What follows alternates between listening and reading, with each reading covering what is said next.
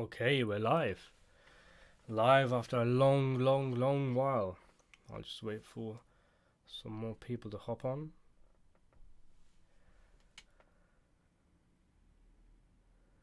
It's been a long time since I've done a live stream. I think it's actually been, well over a year at least. I don't know if anybody is aware, but I used to do weekly live streams every Saturday. I think it was 11 p.m. UK time. Just casual discussion about movies. Every Saturday lasted for a couple of hours. It was great fun. We had a lot of regulars coming along, chatting about gangster films and old classic Hollywood movies, new age films, all this kind of stuff, and it was very good fun.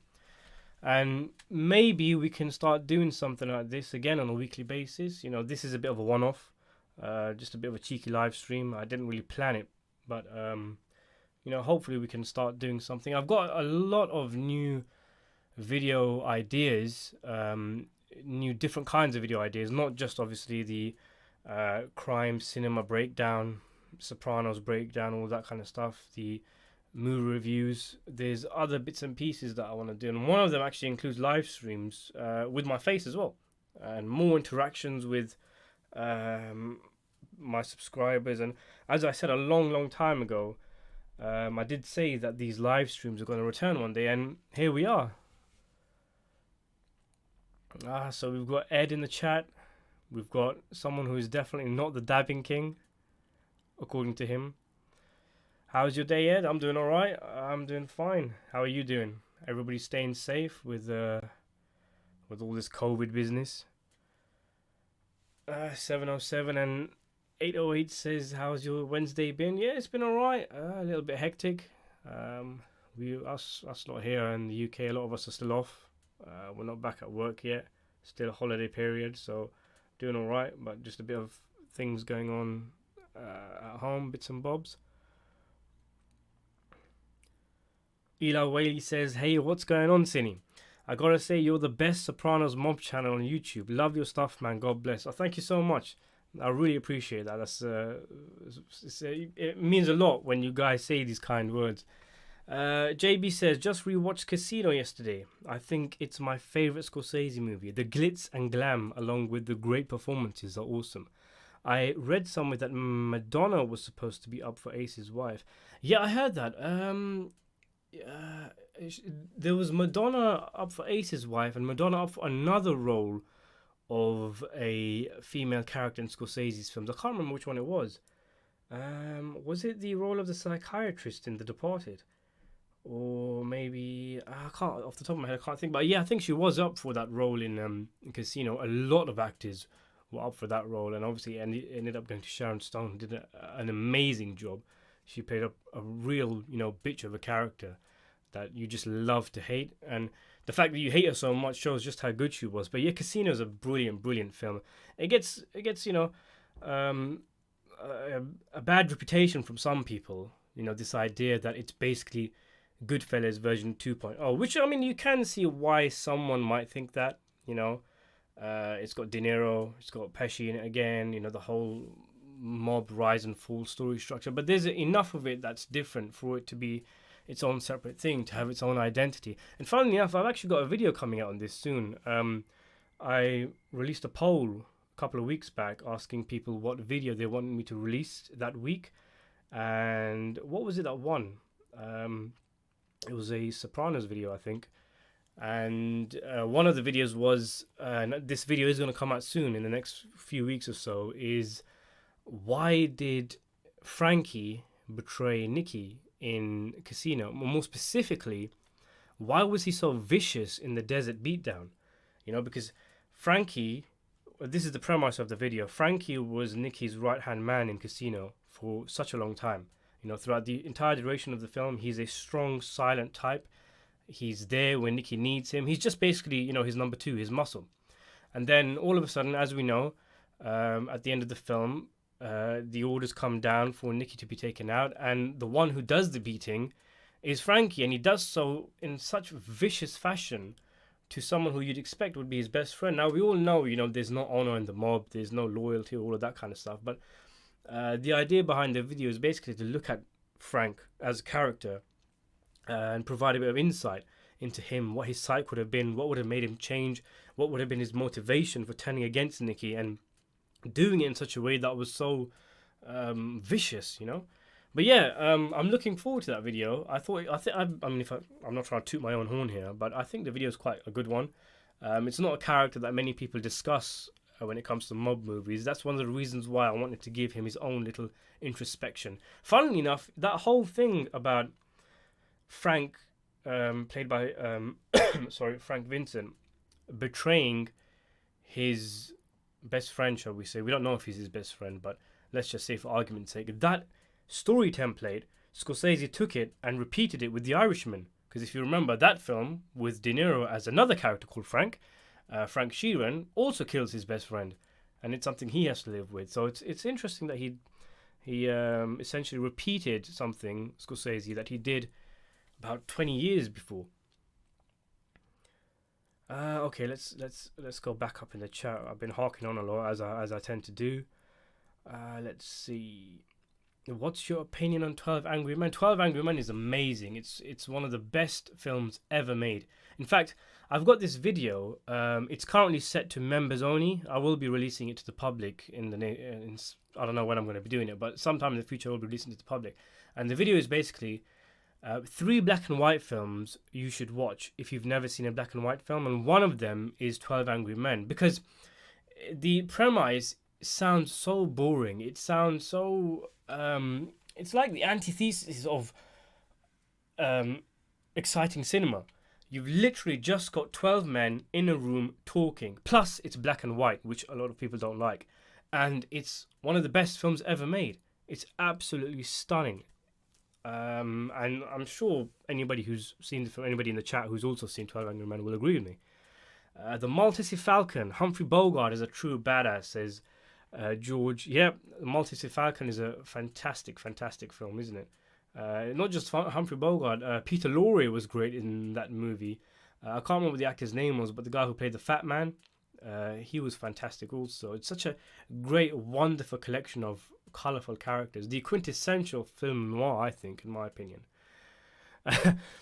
Akim won Mets, and I knew we were going to get to this movie sometime in the chat. Many Saints of Newark was the worst movie of the last 20 years. Well, Akim, I mean, everybody, my subscribers, I think, know my opinion of Many Saints of Newark. I thought it was okay, I wasn't blown away by it, and I didn't think it was shockingly bad like a lot of people. I mean, the reaction to the film has been terrible by Sopranos audiences. People hate it. That's what I think is the consensus. I'm looking at the critical reviews, the IMDb score, what Sopranos fans are saying online, in YouTube comments, etc. And it seems as though the movie is a flop. Yeah, nobody likes it. I'm a little bit different.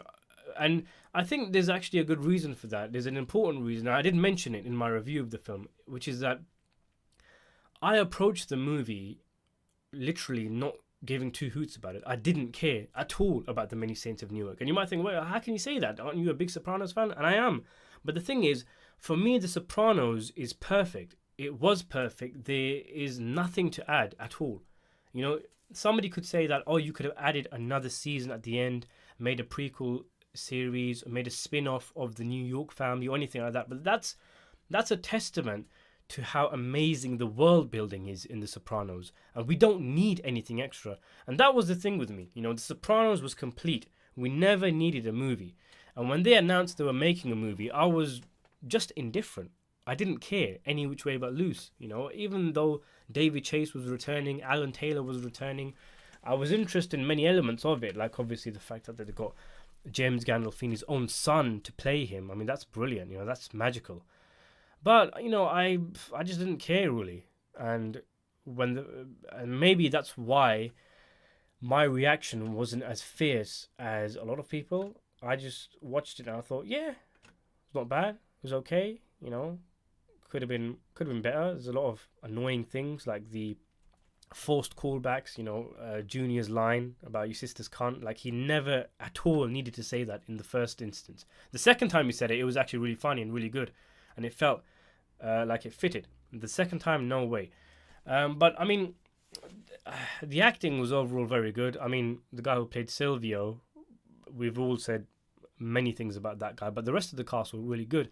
My main issue with the Many Saints of Newark, my main issue with that film is that it was a film, because the story and the characters really lent themselves to a limited TV series. That's my opinion. I could have really done with 6 episodes, 10 episodes, whatever it could have been, but if it really should have been a TV show. And I know there's talk. David Chase has mentioned that he might want to make a sequel to The Many Saints of Newark. HBO actually want a series to follow up The Many Saints of Newark, and they specifically want it to cover the duration of Tony's life, going up to when he becomes a made man. So that means obviously covering the Fichla Manor card robbery game and all of that kind of stuff. Probably means tying up the loose ends from The Many Saints of Newark as well, like the Harold storyline. But there's a lot there that they could tackle.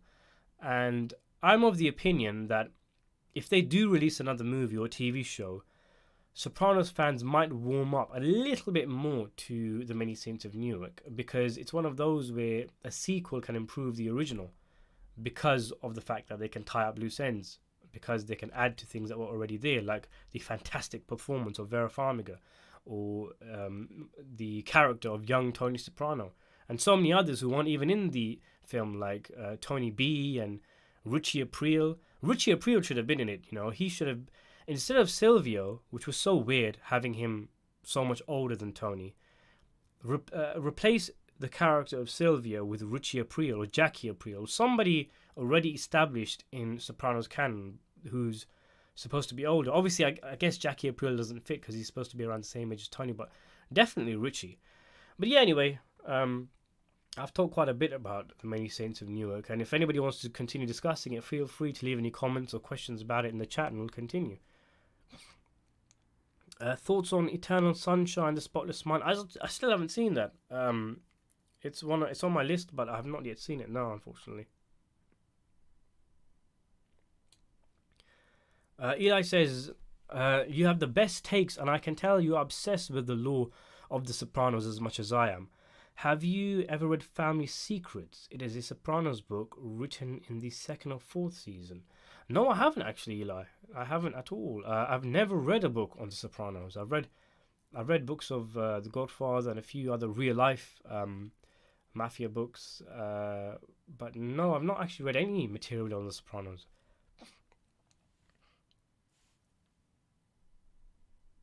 Baron says, I give Many Saints of Newark a 5.5 out of 10. Yeah, that's fair, I guess. What did I give it? I gave it a 6, didn't I? Yeah, I mean, that's more or less the same, isn't it? It's one of those where, yeah, there were elements to love, but so much could have been improved upon. Hey, True Harm, been a long time. I'm seeing a lot of familiar names here. I don't know if you were here early in the chat, True Harm, but like I said, more than a year ago when we used to do these regular live streams on a Saturday, I did promise that I was going to bring them back eventually.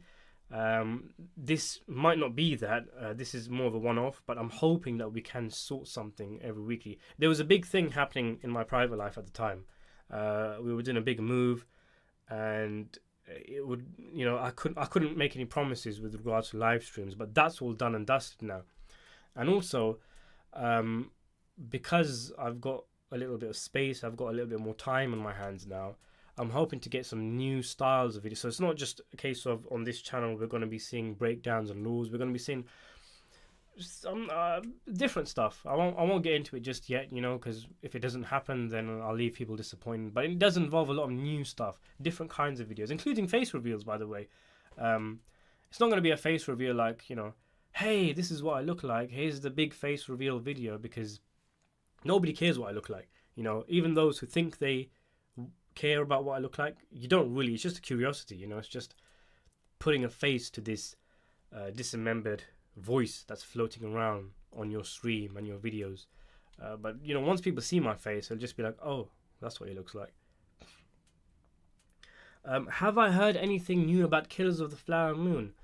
Not anything concrete. If you've been keeping up with my community tab, I mentioned that I have heard that Killers of the Flower Moon has finished filming. I mean, it must have finished filming by now, unless there's something mega wrong with it, mega delays, because it was supposed to finish filming in September, if I remember correctly, and there wasn't really a big announcement made. You know, Scorsese usually does things on his Instagram or something where, excuse me, when he wraps filming, like what happened with The Irishman. But that didn't really happen with Killers of the Flower Moon. There were some news sources that mentioned that some actors had wrapped their scenes, and rather than make a video on that, you know, I just thought I'll wait until some more concrete evidence comes about that filming has actually finished. But I'm sure it has finished filming. But you know, it's all quiet on the Western Front with regards to Killers of the Flower Moon. It's quite a strange one. I'm hoping that's a good sign. You know, I mean, The Irishman had news flying around all sorts when it was in production, and usually that meant trouble. You know, the rising budget, Joe Pesci dropping out, all of that kind of stuff. But hopefully, Killers of the Flower Moon is just ticking along. I'm hoping that'll be an incredible film. And there's suggestions being made that Scorsese not only has finished filming, but he's already started filming his next movie, a Grateful Dead biopic, which suggests that maybe Killers of the Flower Moon is in editing or post-production, or they've halted work on that movie to work on Scorsese's next one. I don't really know much about the Grateful Dead movie. There's again, this is in my community tab, there's a shot of Jonah Hill off set, and it's claimed that that's the set of a Scorsese Grateful Dead biopic. Whether that's some kind of pseudo documentary like he did a couple of years back with Netflix, it remains to be seen, or whether it's a fully fledged movie, who knows. Ekim says that's because Scorsese wanted to give Frank Vincent revenge for getting stomped in Raging Bull and Goodfellas. I'm sure there must be something in that, a little private joke, a little laugh the guys shared behind the scenes. I mean, it can't be a coincidence, or it's a massive coincidence if it is, that Vincent played a character called Billy Bats, and then he literally beats Pesci to death, or mostly to death, with a bat. And in fact, if you go back further to a film called The Death Collector, which was released in 1976, if I remember correctly, which I've reviewed on the channel as well, by the way. It's the film where Joe Pesci and Frank Vincent got discovered by Robert De Niro and Martin Scorsese. And in that film, Frank Vincent gets beaten up with a bat in there as well. So it's interesting, this guy has such a history with getting knocked out by bats or beating other people with bats. What country are you from? Asks Nicholas. You seem to know a lot about American culture. I'm from the UK, so I'm from Little Old England. He sounds Belgian or something. Do I? I mean, I don't really have an accent that people can pin down usually. Even, just to give you an example, people who I work with, who I talk to, who I'm surrounded by, even they say I don't talk like people around me. I think I've got a mishmash of different accents. And even, it has to be said, when I talk into a microphone, when I'm talking right now to you guys, this isn't how the way I usually speak. You know, we all kind of automatically have a kind of telephone voice, and this is kind of my telephone voice. Have you been to Ireland? No, I haven't, Ed. I would like to.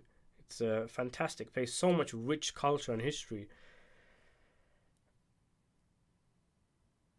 Michael says, Frank deeply disapproved of Niki's behavior and actions. Frank had much more class than Niki. Yeah, that's actually something I touch upon in the video I've got coming out. We're talking about Casino, by the way, Frank Vincent's character, Frankie, and Joe Pesci's character, Niki. About basically, why did he turn on him with such ferociousness and show such little mercy in the beating of Niki. But that's something I thought as well, that silently Frank was disapproving of Niki's actions. At the very least, his decline. There's even a line in Casino where Niki's beating someone up and he can't floor him, and Frank just leans over and said, "You must have had too much to drink," something like that. There's tiny little things, tiny little clues to show you that Frank's maybe starting to lose patience. And let's not forget, maybe I shouldn't mention this. I'll mention it anyway because basically, I don't want to, give all the points I make in the video here, but the big thing that would have, I think, made Frank open his eyes was the meeting with Rimogaji, where, I mean, it's so important that the film even pauses and we get a voiceover from Frank Vincent. He's the only character in the entire film, aside from De Niro and Pesci, who gives a voiceover. And the film pauses and he explains how, you know, doing business with another guy's wife is a big no-no in the mob. And if the gangsters found out, everybody could have got being whacked. And he puts himself in it. You know, we've all been in that situation where we've had to cover for someone. And, you know, whether it's with the police, with our parents, at school, at college, at uni, whatever it is, it makes you resent the person you're covering from, because, you know, you put yourself in it. You know, you could get in trouble if everything gets revealed. You could be the one, you know, facing the gas chamber. And I think that's partly what would have resonated with Frank, and he would have seen that, you know what, I need a way out. And it's interesting that the higher ups must have known, they must have worked out somewhere down the line that Niki was sleeping with Ace's wife. Now, if that's the case, Frankie must have been approached by Rimogaji, and he would have basically said, why did you lie to me? You know, and Frankie could have played it both ways. Either he could have played innocent, oh, I didn't know, or he could have, you know, said that, yeah, I did know, you know, put his hands up. And as punishment, maybe Rimogaji said, okay, Niki has to go, but you're doing it. You know, that's your clemency. That's your punishment. That you have to be the one to do it. A bit like with Frank Sheeran in The Irishman.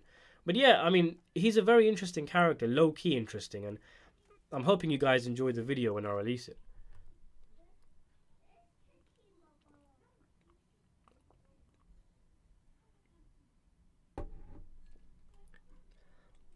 C. Wells says, not gay, but he has a cool voice. So thank you very much. I'm actually quite self-conscious about my voice, especially in the beginning when I started doing YouTube, because most people doing YouTube are obviously American, especially guys who focus on crime movies and things like, you know, mafia cinema and all of that kind of stuff, which makes sense because obviously those things are from America. And then you got this weird British guy doing the same kind of things, and people click on videos and think, what the hell? Who's this guy speaking? Where's he from? What kind of accent is this? And it made me a bit self-conscious. And a lot of people take the piss out of my accent and the way I speak. And it's nice sometimes when someone says, hey, you actually got quite a nice voice. I think you should do more comic book reviews. They were fun. Do some gangster comics, says Ed. Are they gangster comics? Yeah, point them out, and I'll give it a go. True Harm says The Man Who Wasn't There is one of my favorite black and white films. I haven't seen that one. That's the Coen Brothers one, isn't it? The one that was released in 2001, I think it was. C. Wells says, can you cover Boardwalk Empire? I can, and I do actually plan to. I don't know if you already know, but I've reviewed all 5 seasons on the channel, and I made one video where I basically looked into why did Boardwalk Empire kill Jimmy so early? Because obviously that's the huge turning point in the show, isn't it? At the end of season 2, everybody talks about it. Some people hate the rest of the show. Some people hated the first 2 seasons because of the focus on Jimmy, and they loved the rest of it when the focus started to go on the real life characters like Al Capone. But yeah, I've got one video on Boardwalk Empire aside from my reviews, which is basically why did Boardwalk Empire kill Jimmy, and I'm hoping to do a few more, a bit like what I do with The Sopranos and Goodfellas and The Godfather and The Irishman. I've got a few other movies, well a lot actually. It's just that I always have something to say about The Sopranos or The Godfather. Like even now, for example, I just got an idea in my head a few days ago for a new video on Goodfellas, looking into a certain decision that a main character made, and then he changed his mind, and then he changed his mind again. And I basically look into that, as in, why did he do that? And I think it's going to be a really interesting video. And it's just, you know, there's only enough time in the day to make videos, and I'm hoping I can branch out. You know, I want to make more videos on Casino. Heat by Michael Mann is another one. And in fact, Michael Mann's filmography is one I've not really touched. But yeah, there's so many, you know.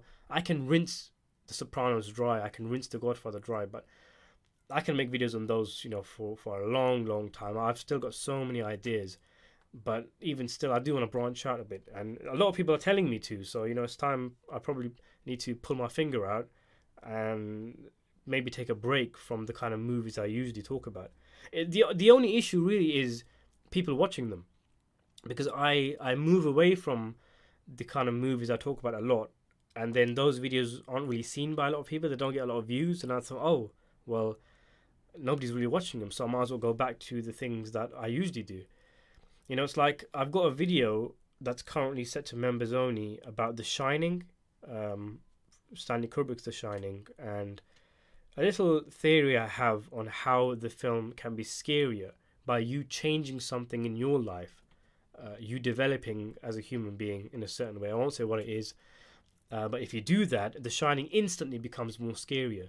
But my only theory is that nobody might watch it when I release it. So what I kind of do is I put those videos on the back burner, set them to private, put them on members only, and then my hope is as I get more subscribers and I release those videos, obviously more people will see it, it'll show up in their feed, and they might give it a click and watch it.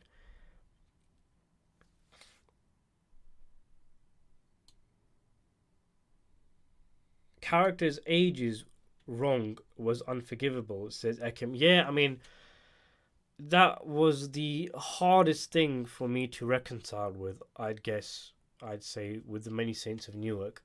Silvio is the biggest one. I think we're all in agreement of that. I don't think any of us had it in our minds that Silvio was that much older than Tony. I mean, there's one line in Sopranos that maybe gives you a clue. It's when Silvio says to Tony something like, "I've known you since you were a kid, Tone." When he's basically he calls him out. If I remember correctly, it's because of Vito and the Phil Leotardo situation. But there's really no other indication. Stephen Van Zandt was 10 years older than James Gandolfini, if I remember correctly. But still, they look the same age. Stephen Van Zandt has that kind of face where you can't even tell how old he is, no matter what season you're on The Sopranos or what TV show you're watching. And it's one of those where, what was the need? That's the thing I wanted to say. What was the need to make Sylvia that much older? What did it add? What did it change? What did it evolve with regards to the Sopranos law or the Many Saints of Newark? Do you get what I'm saying? This things like that are just going to annoy fans, and it did annoy fans. It annoyed me. It annoyed other people. The depiction of Silvio is another one, but that one I'm a little bit more sympathetic to the actor, because how do you play a young Silvio? Because Silvio himself is a caricature. He's almost a cartoon character. And do you play him in such a way that you just copy the mannerisms of Stephen Van Zandt? Do you downplay it? But then if you downplay it so much, you might get fans complaining that this character doesn't act like Silvio in the show. So he's kind of stuck. But yeah, I mean, he didn't really need to be that of a big focus. Like I said, replace that character. Put Richie Aprile in there. Where was Richie Aprile? Where was half the guys in the crew? The Johnny Boy's crew seemed very small. I mean, obviously, there's other guys hanging around that we haven't seen. That's all part of the world building. But still, it's something that can be improved with a sequel or another TV show. I wouldn't say no to another TV show. I want there to be more Sopranos. Now that you've done the damage, now that you've made a film which has got massively mixed reviews, it's split fans. Now that you've done that, continue. Don't just leave it halfway through the door. You should have left The Sopranos alone. That was the optimum decision making. But now you've gone and made a movie. Well, continue. Don't leave us hanging. You can't leave it there. Literally, storylines are unfinished. Like the Harold thing. They showed a mobster looking at him when he was with that kid, and then Dickie makes a plan to take him out in the morning the next day, something like that. And then obviously Dickie dies. But then what happens next? There must be a plan there. There must be something in David Chase's head. Does somebody in the crew blame Harold? Does Tony go after him? Is it somehow related to Tony's first hit, which is supposed to be an African American, if I remember correctly? But yeah, there's so much to explore with the sequel to Many Saints, or a sequel series, which I think is better. I mean, even the actors wanted.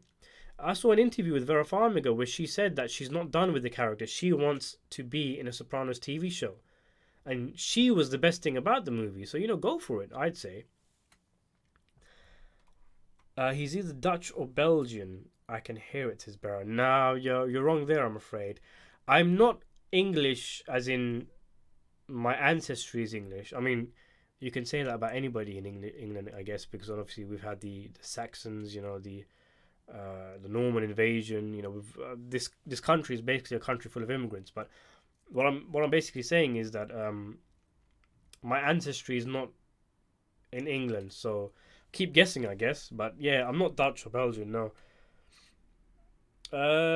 Nicholas says, I liked Many Sins in New York, but it could have been a lot better. It should have been a series, or at least a little longer. Yeah, I mean, that's another thing. The length. It was only 2 hours long. Who would have thought that after all those hours of Sopranos episodes, after about 15 years of waiting for new Sopranos content, then we get a movie that's just kissing 2 hours, That's what, 2 episodes of The Sopranos? And it's just, couldn't we have gotten a bit longer? I mean, I know David Chase says he didn't. I think he said something like he wanted to keep the fans wanting more. Well, he did that. That's for sure. Have you seen the deleted scenes? I've seen a few of them. I've seen the one where Johnny Boy and Tony come to pick up a TV or something, and Tony and Dickie get into a fist fight, and I've seen half of the Livia's Nightmare one, and then I had to go and do something. Something came up, but I didn't finish watching them. But I do plan on finishing them, and I actually want to make a video on them. Excuse me.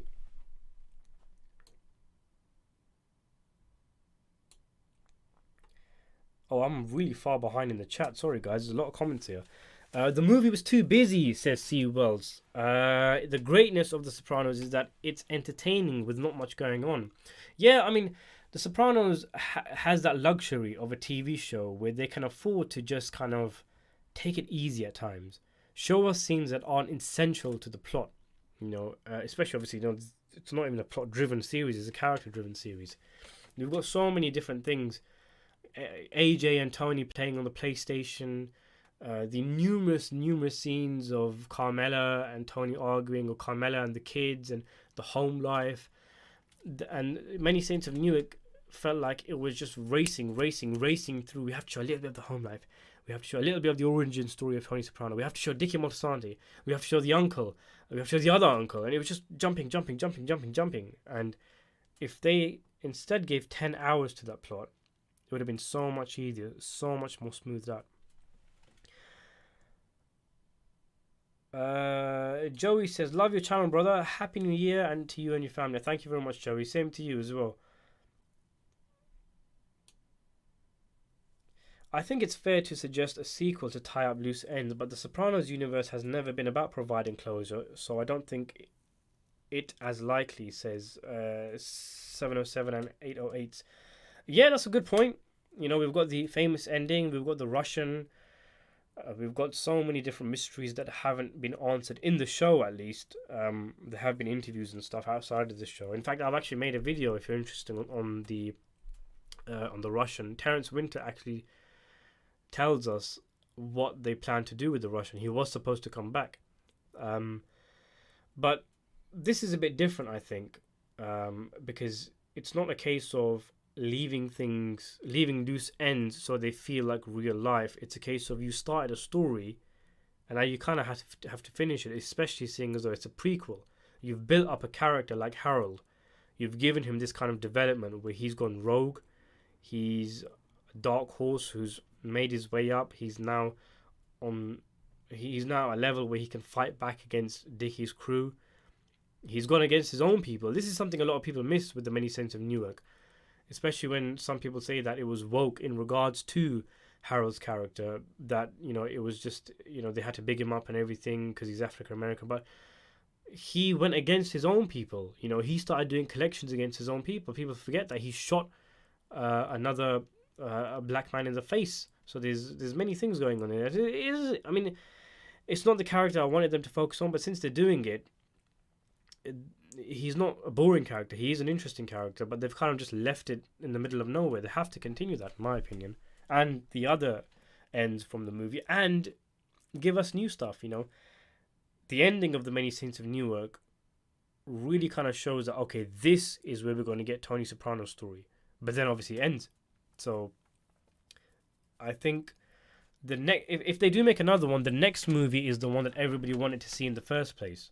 The next movie is probably going to focus on the card robbery game, Tony getting made, basically a Tony Soprano origin story, and that's what fans wanted. It isn't necessarily what I wanted, because like I said, I wasn't really bothered either way.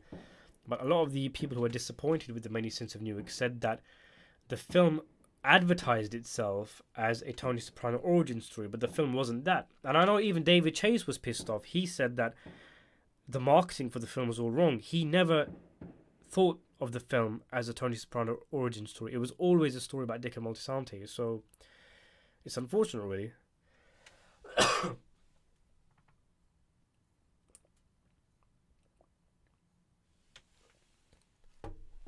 Beyond Comics 2099, love your work, bro. Love your voice. Thank you so much, man. The guy who played Dickie Moltisanti should have played Richie Aprile as a youth. He has that look in his eyes, says Baron Saturday. He does, doesn't he? I agree with that. He does have the look of a young David Proval about him. Yeah, definitely, I can see that.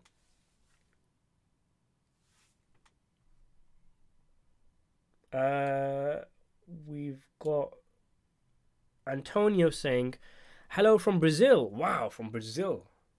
Do you still plan to release the 3rd season review of The Wire? Yeah, I've got it ready. I finished it yesterday, I think it was. I just touched it up, did the thumbnail and everything and the title, and I can release it this Friday if you want.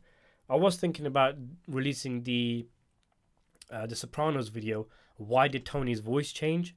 Which is a really interesting topic in of itself, because if you listen to him in season 1, he sounds so different in season 6, and I've got a lot of ideas as to why that is, and there is a real life reason apparently why his voice actually changed, like a kind of technical reason, shall we say. But yeah, I can release the 3rd season of The Wire on Friday if you want.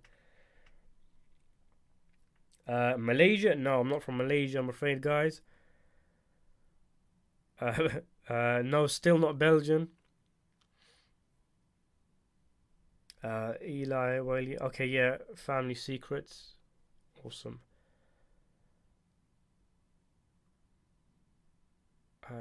Have you seen Steven Spielberg's West Side Story? No, I haven't actually. I actually want to watch the original first before I watch Spielberg's one.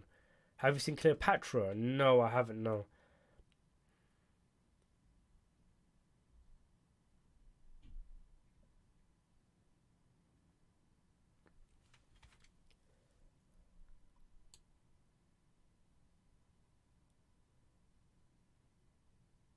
Your accent is a little different than most English, says Jimmy. Yeah, definitely. People around me say that as well. Like, you have a weird way of speaking. I don't know. It's just how I talk, I guess. No, not Indian. Not Dutch again, Baron. What's your profession? Asks Demonic. It's just I just got an admin job. I mean, technically I'm in sales and marketing. I'm basically in front of a computer most of the day. Before that I've done a few bits and pieces here and there, sorry. It's mainly, administrative work, really. I was also a teacher, part-time, a teacher of language. I'm not going to say which language because it might actually give it away of my ancestry, funnily enough, because there's so many people guessing. I'm just going to keep you guys guessing. I'm also a a volunteer football coach, football as in soccer for you Americans, which I find really enjoyable. So yeah, I've got a few different things. That's one of the reasons why I struggle to um, branch out. A lot of people say, watch this film and review it, or make more videos on this movie or this TV show, and it's just I don't have time because usually I have two jobs at any given moment. A full-time job and a part-time job, and sometimes another part-time job, and then obviously there's YouTube.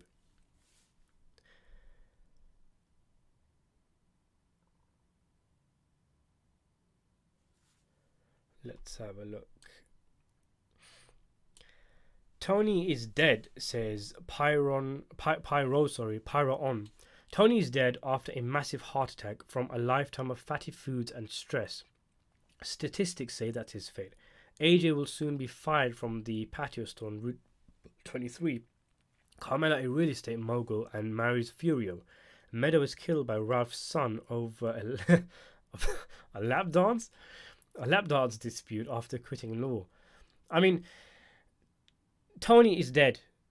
If you want Senior Ranch's opinion, that's my opinion. Tony is dead. For me, it was never even a question of whether Tony died or not. When the ending happened, my initial reaction was, what the hell? Like, I think for a lot of us. And then I thought, that's just such a crazy ending. It just ends so abruptly. But then after a few days, I thought about it. I went over it in my head. And eventually I ended up thinking, you know what? It's actually a masterpiece of an ending. But what I'm getting at is I never even considered that Tony didn't die. For me, the more important question was not did he die, because that for me was obvious. It's who killed him, because at that point he had so many enemies. And who was it that actually sent someone in to, blow his brains out? And it's plausible. I mean, I don't think I've ever made a video on Tony dying at the end of Sopranos. I know I made a video where I compiled a list of things that David Chase had said on the ending, but I've never actually made a video giving my full opinion on it. But I can see it being plausible that New York had something to do with it, because Phil Leotardo was murdered in front of his family, and that's a big no-no. His grandkids, his wife.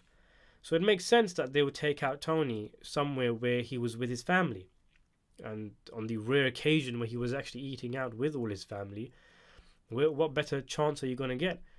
There's a theory, and I really like this theory. I want to make a video on it one day, that Patsy and what's his face, Paulie, were coerced or persuaded or willfully involved in Tony's murder, and they set it up with New York, with some promise being made about Paulie and Patsy being upped. Not necessarily running New Jersey. I don't think New Jersey exists anymore. I think they would be swallowed up by New York. But yeah, I think Tony died. But when people say I think Tony died of a brain aneurysm or a heart attack, I can't really. That's a no from me, I guess, because there's nothing to suggest that. The film builds up the fact that Tony dies from being murdered or shot so much. You've got Bobby's line. I bet you don't even hear when it happens. You've got that part where Silvio witnesses a shooting and he says something along the lines of, I didn't even hear the shot. You've got that Bobby scene being replayed at a later episode. There's so many things that are basically telling you that Tony's going to get shot. And for him to die of a heart attack or from some other means, some health-related means, is not really something that's signaled by the show. It's possible, but it's never really... there's never really any kind of symbolism or clues from the show that would indicate that. So that's something that I don't really subscribe to.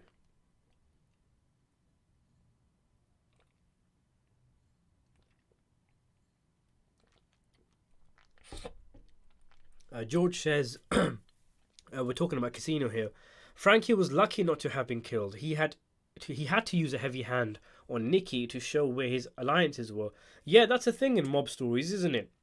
When someone who was close to the person being killed, he's always being watched by someone else to make sure he's going through with it properly, that he's leaving his emotions to a side. There was a recent book, a Godfather sequel, The Godfather Returns.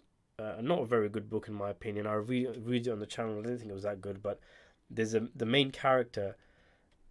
He's the one who kills Tessio apparently, and he was one of his underlings. And Al Neri is there, and he's watching him, making sure that he goes through with it properly. So that's definitely a thing, George. You picked up on that quite well, because it's safe to say that somebody there in that cornfield was watching Frank, making sure that he's doing the job properly. I talk about this more in the video that's coming out soon, but if you recall, there's a part where Niki says to Frankie that he says, "Leave the kid alone, he's still breathing." And then Frankie pauses. And I always found that scene so interesting. He pauses for just a few seconds and then he carries on plummeting and whacking and beating Dominic. And I always found that pause really interesting, because I was always thinking, why did he do that? Is he just simply resting? Is he having a flashback to his relationship with Niki and all the wonderful time they've had over the years, rising up the Chicago ladder? Or, is he being a bit remorseful? Is there a small element where he's regretting what's happened? Interesting. Last season, I think it says there. Love your videos, you're a real G. Thank you so much. What TV show are you watching now? I'm watching The Wire right now. Very famous HBO show. Amazing. Very, very good. I talk about this more in my review of season 3, which is coming out soon, but season 3 was amazing. So much more better than season 1 and 2, which were brilliant in their own right. And I'm currently in the middle of season 4, which is equally as good as season 3, if not more.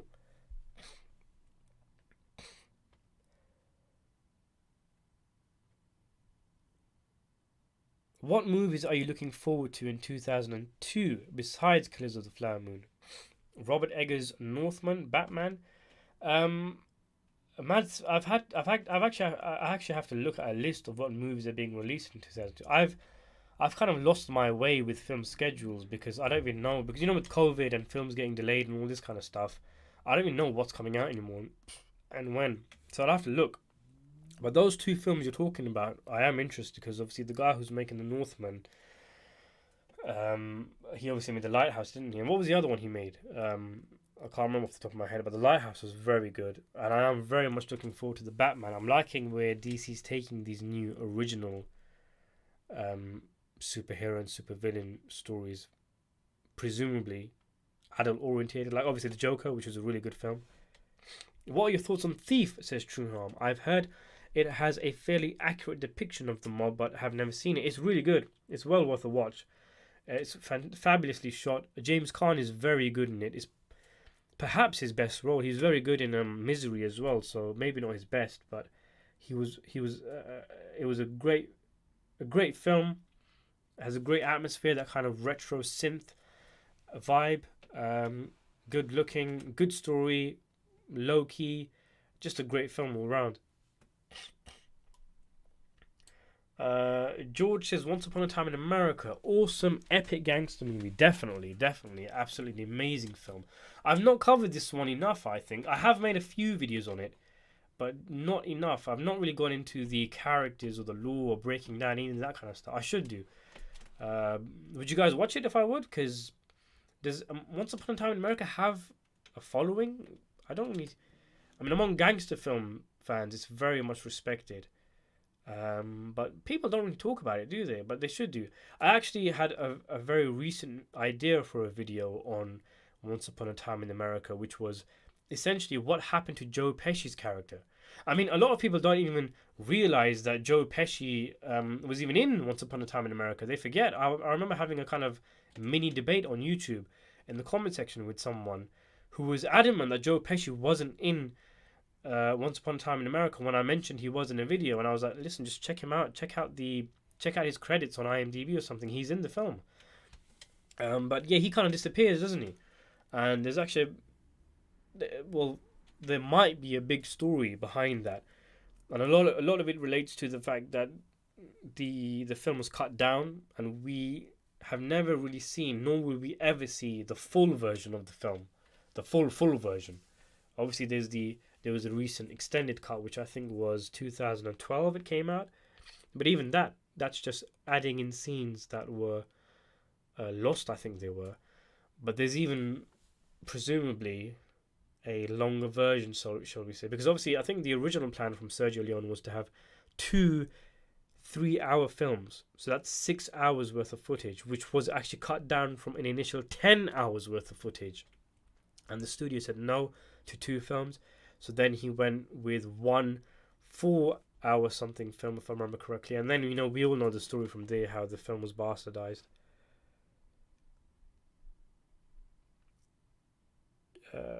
Cinnamon says, it sounds like a cool video, but I think there's a surge in Sopranos viewership, so that's why those videos pop off. Yeah, I agree.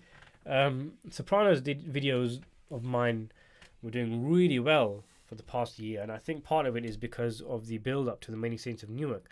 Now they've kind of died down. I've released quite a few Sopranos videos, and they're doing very well, but comparatively, I mean, the ones earlier in the year, those kind of breakdowns I did, they were getting like 100, 200,000 views easily. Now that's not really the case, and I think the film has left a little bit of a bitter taste in some people's mouth, and they've kind of turned off The Sopranos. They want a little bit of a break, maybe. Do you listen or watch any other film YouTubers or podcasts?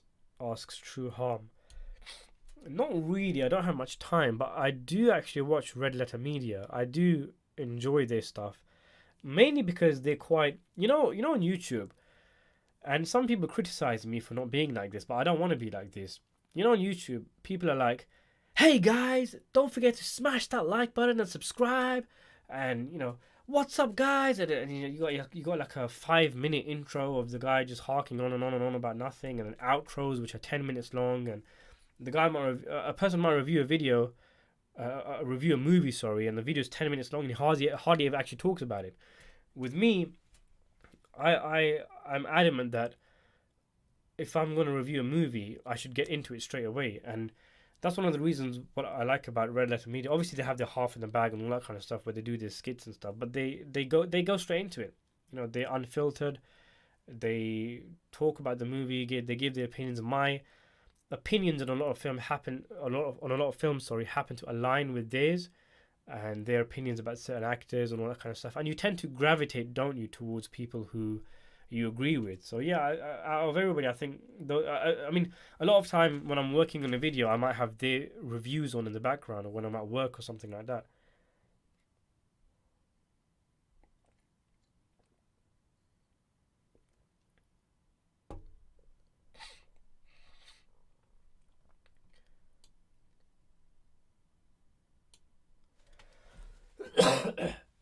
Excuse me. Opinion on Inception. Good film. Good film. I really like that film. I have a few issues with it. A few issues. I mean, I don't want to nitpick, because it is a brilliant film. But even back then, I mean, a lot of the stuff that people are saying about Christopher Nolan now, I was thinking back then, like the massive amount of exposition. But there's one key issue I have with Inception. Don't get me wrong, it is a brilliant film. The key issue I have is that it's never relaxed. The rules are never fully established. It's always changing.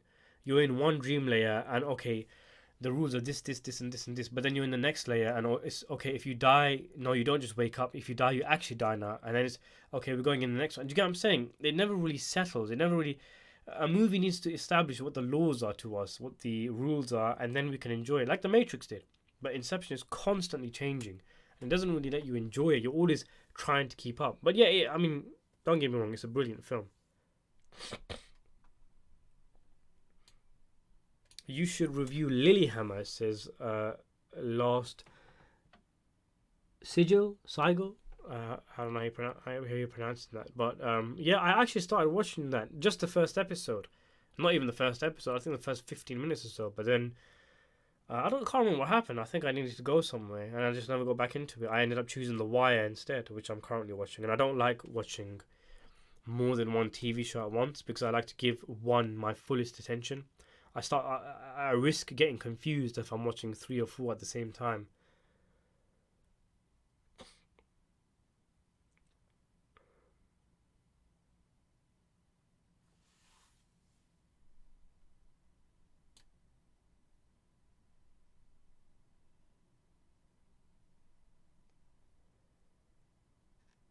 I always thought Tony got whacked by the Russians, said James. Yeah, I mean, again, that's another thing.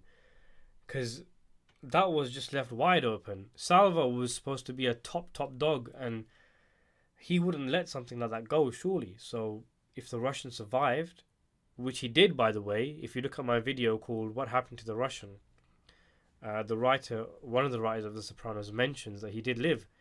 So you would expect that somehow information got back to Salva or Slava, and he would have had his revenge. You would expect.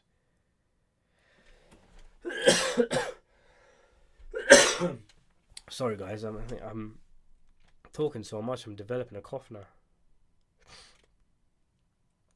Baron says, I still kind of agree with Michael Franzese that it made Italian look especially bad, more so than The Sopranos did even. See, I don't agree with that. I mean, if you've seen my review of Francese's review, my breakdown of his review, you all know what I think. I don't know what Francese was on when he made that video. He seems, I mean, I don't watch that many videos of his, so I don't know what the consensus is on Francese, but he seems like a level-headed guy, but he was just so wildly weird with that review. And I don't agree that it makes Italians look bad. That wasn't my thoughts when I watched the film. Like, oh, Italians, they must be horrible people. It was a family full of gangsters, full of disturbed men, as Francese said, full of psychopathic men, and I don't think, I hope, that the reaction from most film-going audiences wasn't to generalize Italian Americans.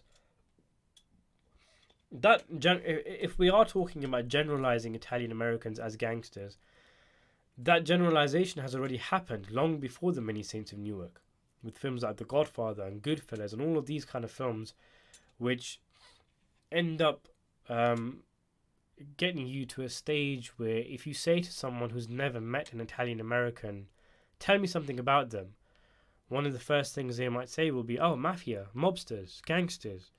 And that's already been established long before the Many Saints of Newark, and that's actually referenced in The Sopranos, in that scene where Dr. Melfi celebrates with her family, and they talk about this. They talk about the stereotype of Italian Americans and the damage that Goodfellas did and The Godfather and all these films, and they end up toasting, don't they, to something like they said to the 99% who are not gangsters, something like that, it was a great scene. Dr. Andy's here. Dr. Andy, been a long time, hasn't it? Been over a year, I think. I still haven't done that Emperor's New Groove review yet, Dr. Andy. Hopefully one day.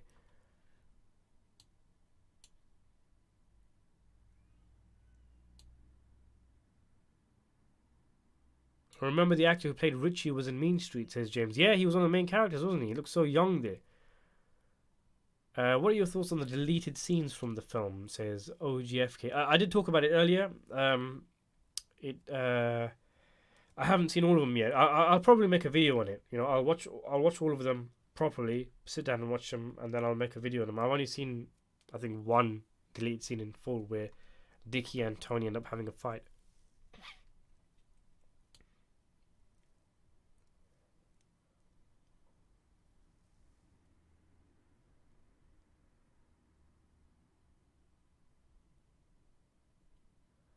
Let's see. I'm really far behind in the chat. Where are we going? You really got pissed at Michael, says Jimmy. I wasn't pissed off. It was more a case of I was just like, what? I just found his reaction incredulous. Because I'd seen his reviews of other gangster films. I'd seen his review of The Sopranos, and this didn't seem like the same guy. Especially when he said things like, are you trying to make mob guys look bad? What an oxymoronic statement. What a strange thing to say. Are you trying to make are you trying to make rapists look bad? Are you trying to make murderers look bad? Do you get what I'm saying? Imagine saying that about those people. Mob guys make themselves look bad. And one thing I pointed out in the video was that you, Francese, you were a mobster. You're the kind of guy that reinforces the stereotypes of Italian Americans. If anybody's creating stereotypes, forget about people making movies about gangsters. You were a gangster. There's characters in movies based on you. You were even name dropped in Goodfellas. So it's just a case of, I don't know what was going on there. A lot of people don't agree with me. A lot of people do. You know, everybody's entitled to their opinion, but uh, my feeling is there's something else going on there. The film either touched a nerve, or he was. In fact, I actually said this in my video. I thought that maybe something's going on in his personal life that made him just aggressive and in the wrong mood to watch a gangster film. And somebody commented on my video saying that somebody in his family actually died. So I don't know whether that's true or not, but if that is, then maybe that might explain why to an extent. Because I wouldn't have a problem if he had the same opinion of, say, The Godfather, where a movie where a daughter is beaten up, the father does nothing. Goodfellas, where the men beat their wives. Actually, does any woman get beaten up in Goodfellas? Well, definitely Casino, and so many other gangster films. And again, he talks about the racial aspect. And again, I pointed this out in my video, in my reaction. He had the director of A Bronx Tale, sorry, not the director, the writer of The Bronx Tale, A Bronx Tale, Chaz Palminteri, and he never brought that up. And A Bronx Tale is all about racial prejudices between Italian Americans and African Americans and all that kind of stuff. So it's like, you know, very selective criticism. Have you seen Succession? No, I haven't. It's on my list. It's one that I want to watch. I've heard the third season is supposed to be absolutely amazing, isn't it? I like The Wire, says Jimmy. The Wire is my favourite show, says Baron. Love your channel, brother. Thank you. That's from Movie Junk. What are your thoughts on the new Terrence Winter and Stallone projects? I was actually going to make a video on that. What was it called? It's called Kansas City, isn't it?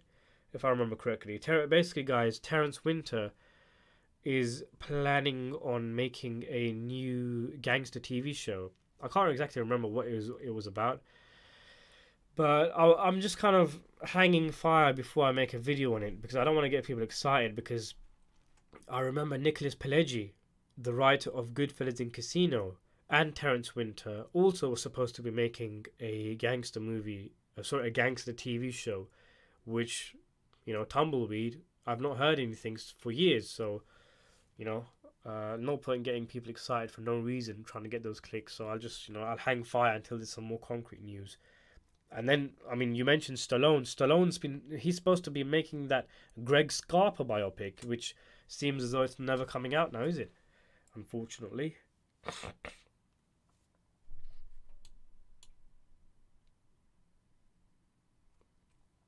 Sheikh says, any update on Killers? My voice is going again. I actually lost my voice last week, which is one of the reasons why the videos are released on the Talking Sopranos stuff. I didn't include any commentary of my own because I was really ill. But it seems it's not fully recovered yet. And talking is not doing me good. But anyway, yeah, I did mention that I'm pretty sure Killers of the Flower Moon has finished filming. I'm not going to make a video until I'm 100% sure, because there's been no announcement. It's quite weird. They've just gone quiet with the film. I'm hoping that's a good sign, not a bad sign. Thoughts on Francesi versus Gravano showdown, says Talha. I watched a little bit. I watched bits and pieces of some of the videos, but they've been logging it out. That's the thing. You know, they've been hyping it up so much and so much. It's been going on for so long, and they've released these tiny little short videos, little clips here and there, and it's like, oh, come on, get on with it.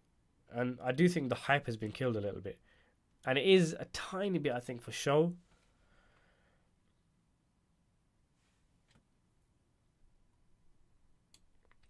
OGFK says, do you like any Kubrick films, and who is your favorite all-time director aside from typical mafia film ones? Well, I actually have a video on my channel, a very detailed one, which is over an hour and a half long, if I remember correctly, called my top 10 favorite film directors, something like that. And Kubrick is on the list.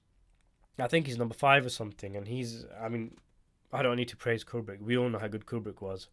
And if you force me to choose his best film, I mean, I'll give you 3. Yeah, I'll say Barry Lyndon, which is just fantastic.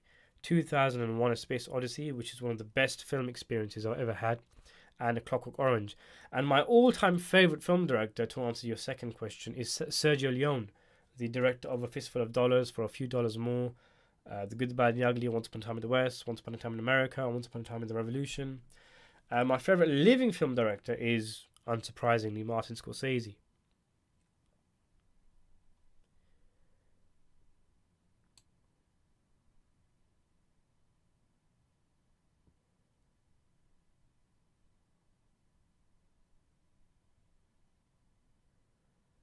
Let's have a look.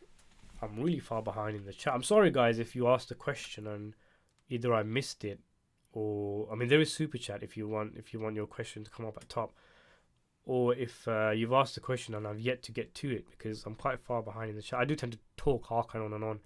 For you guys who are new here,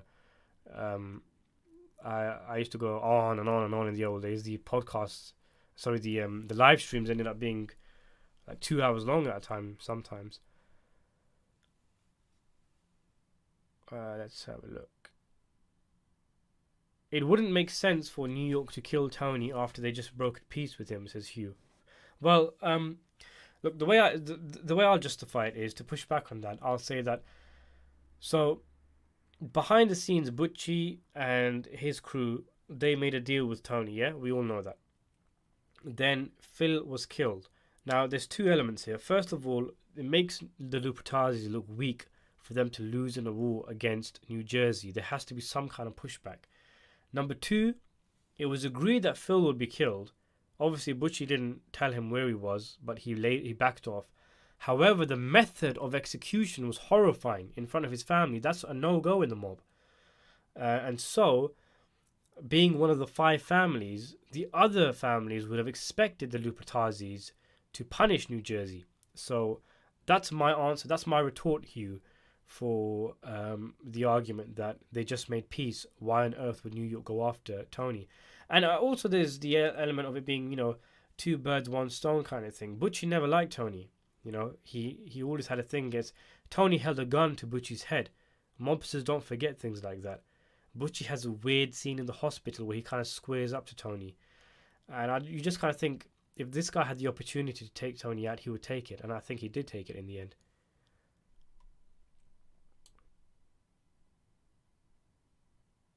Have you watched Sicario and Sicario 2, says Broski Bear. I'm looking forward to Sicario 3. It's supposedly coming out in spring. Really? I didn't even know they were filming a Sicario 3. But yeah, I have seen Sicario and Sicario 2. I've reviewed the second one on the channel. And I think I've reviewed the first one. I'm not sure. But yeah, the first one's a great, great piece of cinema.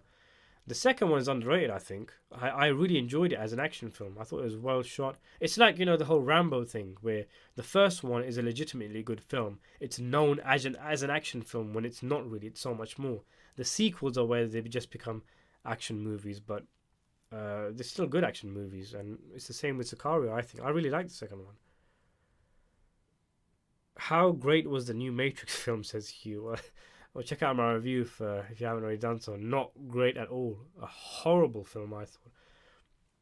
And people are saying that, why did you give it a 4 out of 10 then if you didn't like it that much? All you've done is slate it. And I guess, I have to hold my hands up there. You're probably right. When I watch a film, I root for the movie. I want it to work. I want it to be successful, which is maybe why there's very little times I'm actually aggressively hateful towards a film. And why maybe I gave it a few extra points. Because I was kind of thinking, oh yeah, okay, maybe, they brought back Neo, that was nice. Trinity was there. And I guess, if I really wanted to grill that film, I could have done so. But I was trying to be nice, I guess. Francese's review of Many Saints was way off base. He contradicted himself so many times in that review. But the movie did suck, says Broski. But yeah, I mean, that's a fair point, If you can admit the movie was poor, in your opinion, and you accept that Francese's review was also poor, then that shows that you're thinking. You're not just picking a side, shall we say.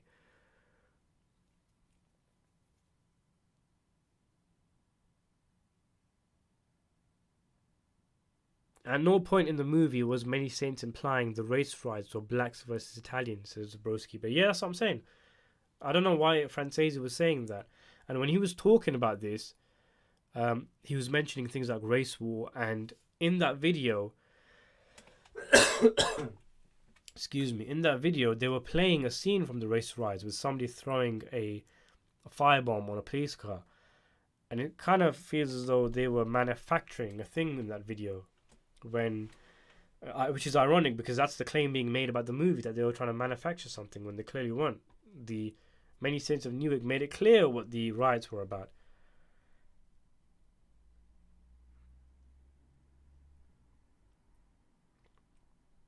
Have you seen the movie Rob the Mob? No, not yet. That's the one with that guy from Boardwalk Empire, and Ray Romano's in it as well, isn't he? Yeah. No, I haven't seen that. No. What happened to the Winter of Frankie Machine, says Tala. I did actually make a video on that as well a couple of years ago.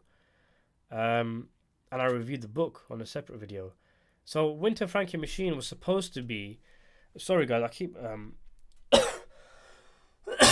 You're going to probably keep hearing me cough. I've just developed a cough while I'm making this video, unfortunately. Sorry about that. But yeah, anyway... Winter of Frankie Machine is a novel written by Don Winslow, if I remember correctly, about a hitman for the mob, an aged hitman who comes out of retirement, who's forced out of retirement for one last job. And it's a good story. It's a very pulpy book. It's a fun read. And it was supposed to be Scorsese and De Niro's big team-up movie before The Irishman. Now, it's a funny story. In preparation for The Irishman, in preparation for Winter of Frankie Machine, Robert De Niro read a similar book called I Heard You Paint Houses, which, of course, The Irishman is based off. And when he read that, he thought, nah, we need to be doing this book, not that one. And so they passed on Winter of Frankie Machine. And it went through a few directors' hands. If I remember correctly, at one point it was supposed to be made by Michael Mann. Not currently, but the latest news, I believe, was that it was supposed to be made by, what's his face? The guy who made The Exorcist and The French Connection. The name's got out of my head. But yeah, he was supposed to make it. And I don't remember hearing anything of it after that. It seems to have died on the vine, shall we say. Have a great day going for a nap. See you, James. Thank you for coming. Thanks for your questions and your comments.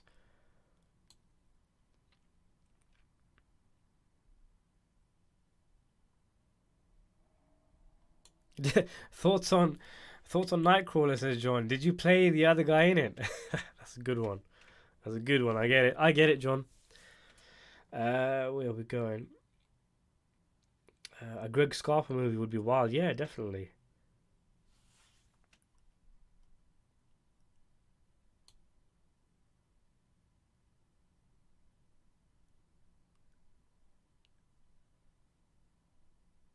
Will you do a review of on Netflix show Narcos or Narcos Mexico? I mean, maybe one day. It's for me. It's one at a time, you know. I'm watching The Wire at the moment, so when I finish The Wire, I'll choose which show I'll watch next. And with it's one of those where I'm watching the show and I'm thinking, is this something that I want to sink my teeth into? Do I want to make breakdowns of it? Do I love it enough to do that? And for The Wire, yes. You know, I can see myself making videos on the. I haven't finished it yet, but I've already got ideas for The Wire, and so when that's over, maybe I'll put it in a poll. Once I finish The Wire, I'll say, hey guys, I've seen Game of Thrones, I've seen The Sopranos, I've seen The Wire. What do you guys want me to watch next? What should I make videos on? What should I make breakdowns on? I guess most people will say Breaking Bad. That's the big one that people tell me to watch that I haven't seen yet, unfortunately. William Friedkin, yeah, sorry. Completely forgot his name. This happens a lot to me. When I'm doing live streams, I get a bit self-conscious. It's part of the reason why I don't do face reveals. And then when I'm getting self-conscious, I forget the names of directors and actors.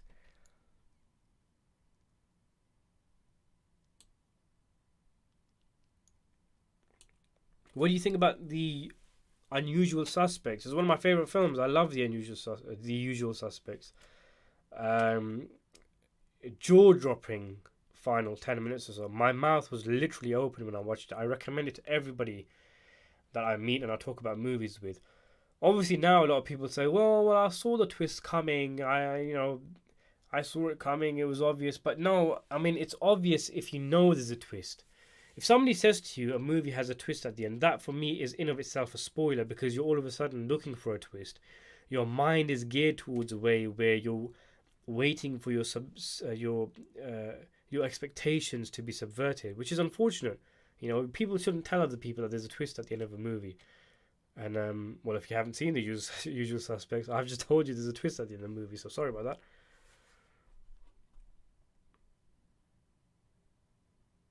Have you considered watching Oz?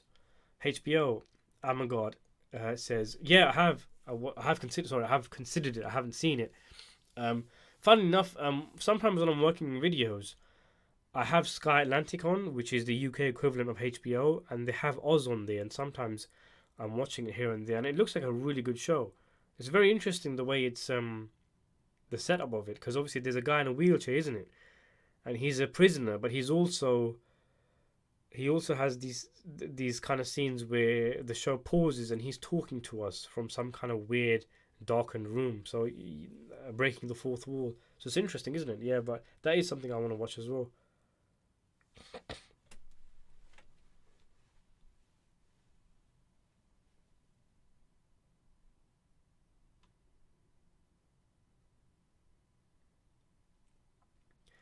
Broski Bear says, here's one for you. Have you ever seen the movie Kill the Irishman about Danny Green from Cleveland? If you haven't, I recommend watching it. It's based on a true story. I have seen it. It's been a long time since I've seen it, and I don't remember much about it, except that there was a lot of aged actors from classic mob movies, like Paul Savino, for example. He was in it. I don't really remember much about it. I remember it was about the Irishman who was supposedly unkillable. The Italians were always trying to kill him, but they couldn't get him. Have you seen Boardwalk Empire? Yeah, I finished it. I've reviewed every season on the channel.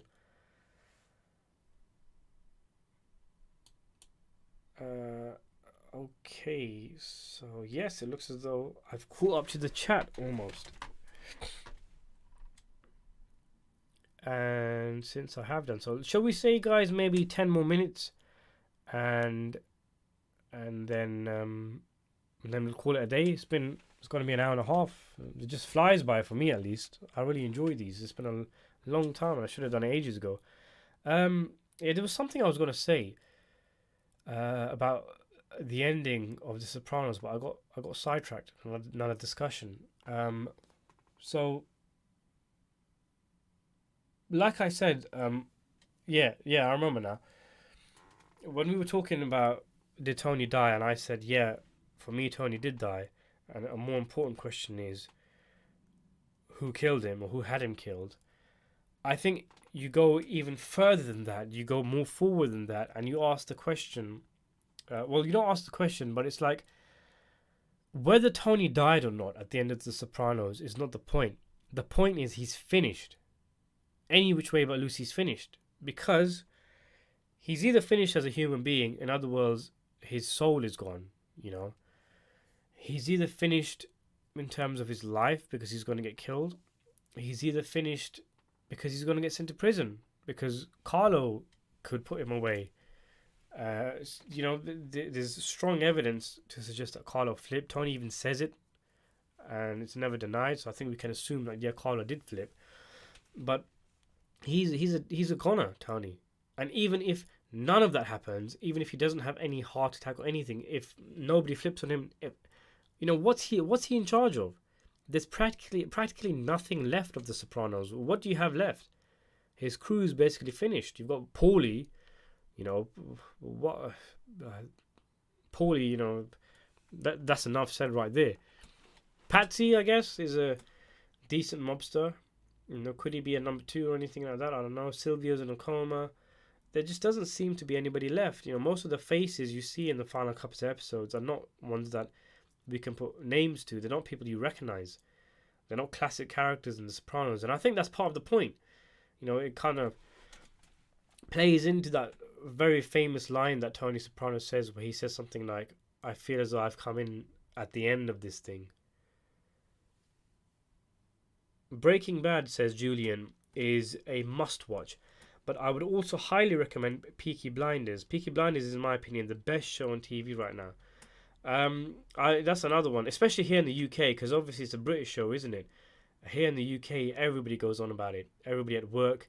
I'm literally walking around with my fingers in my ear half the time, trying to avoid spoilers. I already know, I already know spoilers about characters who I haven't even seen show up yet.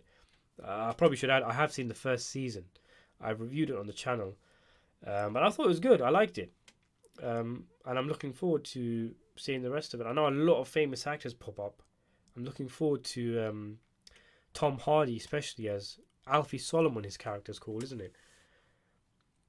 Did you watch House of Cards? Says Forever. No, I haven't. No, that's something I want to watch as well. See, there's so many shows. See, the thing is, I don't think a lot of people realize I'm a movie person. I've seen so many movies, and that's where my knowledge is. That's where my love is. TV shows are something that I've only very recently gotten into. I'm a novice. I'm a new guy when it comes to TV shows. I only watched The Sopranos very recently. I think it was something like 2018, something like that. You know, I wasn't there in the original run. Boardwalk Empire I watched straight away after that. Game of Thrones I watched while it was coming out, while it was fresh and live. There's another one, a Turkish show on Netflix called Resurrection Ertugrul, which is amazing, but very very long, about the grandfather of the Ottoman Empire, Ertugrul Ghazi, a real life character, a historical fiction, and that's about it. That's literally about it. I can't think of. I mean, yeah, first season of Westwood I've watched. The Wire I'm watching now. First season of Peaky Blinders. What else is there? But yeah, I mean, this is the thing. A lot of people ask me, what about this TV show? What about that TV show? I've hardly watched any TV show. I'm really, really new to this.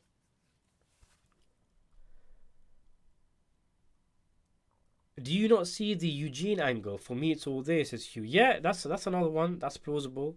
Someone on behalf of Eugene, maybe his wife or somebody else. I can see that.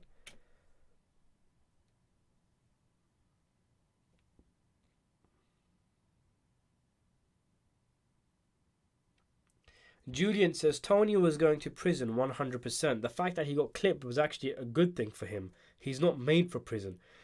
That's just some good thoughts there, Julian. That's an interesting thought. In fact, I actually had a video idea of would Tony flip? You know, if the circumstances were there, would he, for a lighter sentence or for witness protection, would he flip on in the mob? And I think he would. I can see him flipping. I don't see him doing 20 years in the can like our friend the Shah of Iran, or doing anything like that.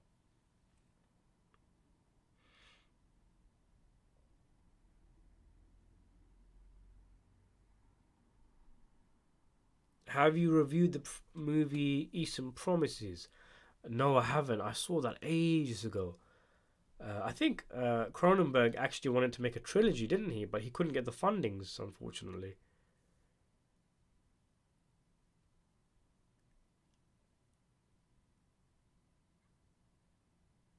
Tom Hardy as Alfie Solomon is acting gold, says Julian.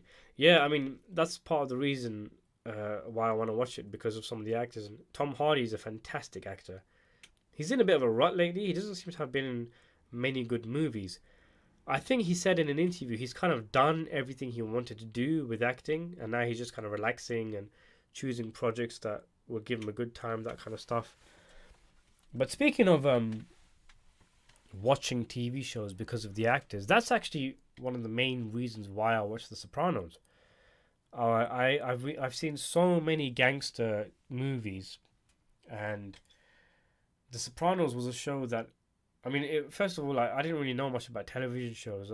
People said to me like, "Oh, you've seen everything. Why don't you watch The Sopranos?" I was like, "Oh, it's a TV show though. They're so long, you know, and you have to sacrifice so much time. You know, a movie is over after 2 hours. If it's good, bad, whatever, you know, it's over. But a TV show, you have to invest a lot of time." And the one thing that really made me want to see The Sopranos was the fact that there were so many actors in it who had been in mob movies, particularly um, our friend the Shah. What do you call it? Frank Vincent, because I saw his name pop up in the Sopranos credits, and I was like, oh wow, I hope he's a big character because he's never really had his moment. You know, he's been in Raging Bull, he's had a bit part in Do the Right Thing, in Goodfellas, and Casino, but he's never really had his moment. And thankfully, after I watched, I mean, it was a long wait. He pops up in season 5, doesn't he? But then he becomes the main antagonist of season 6, and he's such a great character. He's probably my favorite character of The Sopranos. He's so entertaining, and it was well worth the wait. But obviously, along the way, I fell in love with the show, and here we are. He was fearless in Bronson. Yeah, definitely. That's my favorite performance of Tom Hardy. He was fantastic in Bronson. That was the movie that really made me recognize this guy and think, wow, he's one to watch.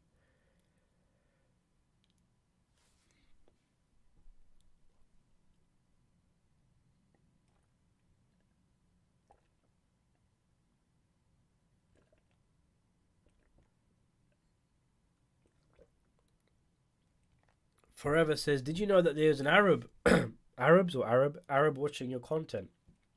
Um, no, but if there is, that's amazing.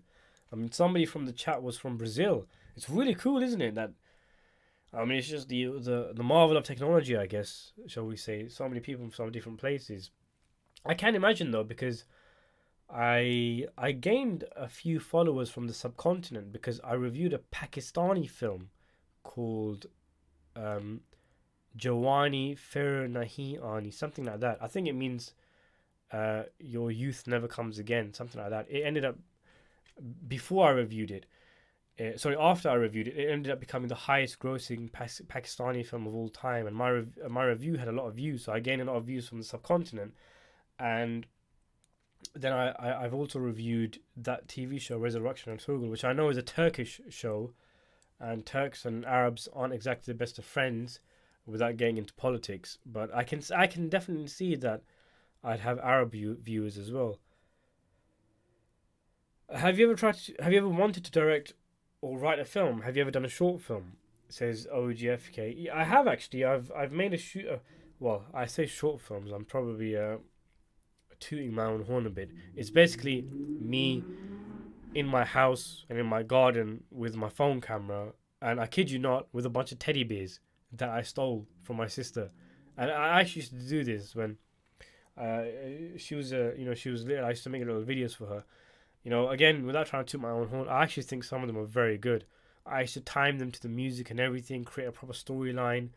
Um, I was restricted by obviously the technical limitations, shall we say, of teddy bears.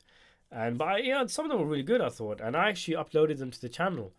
But then, because I used real music, like from John Carpenter films and all this kind of stuff, and ended up getting taken down these videos. So, hey ho.